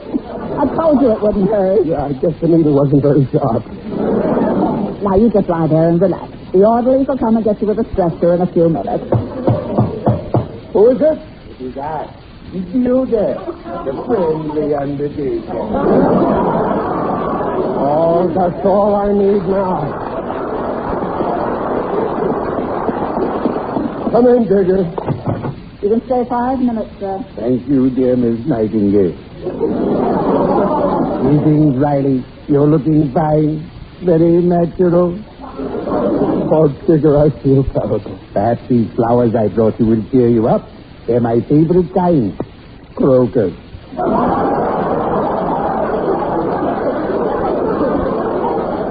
Digger, tell me. Do you know anybody who had their tonsils taken out? Oh, yes. A very good friend of mine had his removed some time ago. Well, how do you make that? How is it? He must be fine. I haven't heard from him. Now, don't worry about the operation, Riley. They put you to sleep. The doctor does his work, and you're finished. And when you're ready to leave the hospital, I'll be waiting for you. You'll be waiting for me? My vehicle will be at the back entrance. I'll help them lift you into it.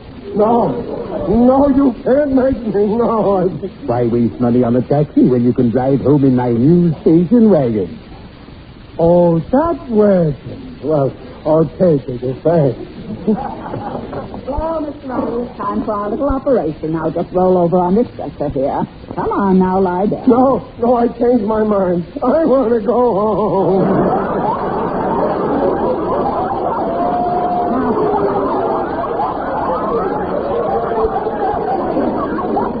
Now stop this nonsense, Mr. Riley. Lie down. Nurse, allow me.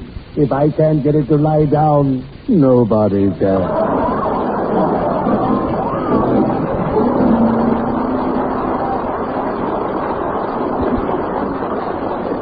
Nurse, where am I? You're in the operating room. We're waiting for the anesthetic. Why don't they operate now and give me the anesthetic later?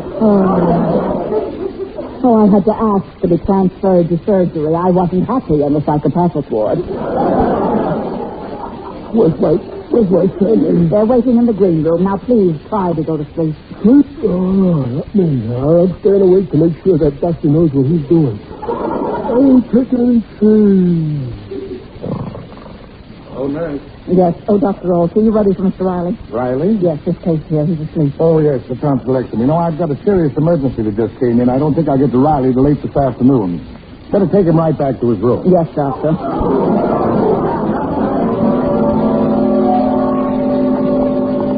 Hey, Mom, come on. I just saw Neil pop into his room. Oh, I'm glad the operation's over.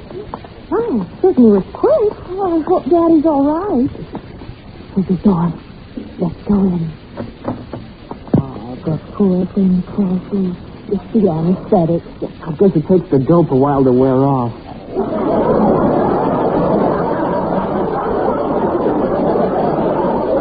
Where's the nurse? He shouldn't be left alone after an operation. Oh, he's coming through.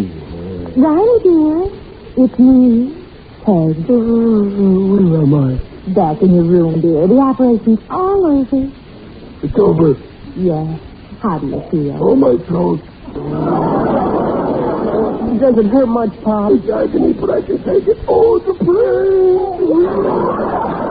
We better call the doctor. No, I'll suffer in silence. Oh, the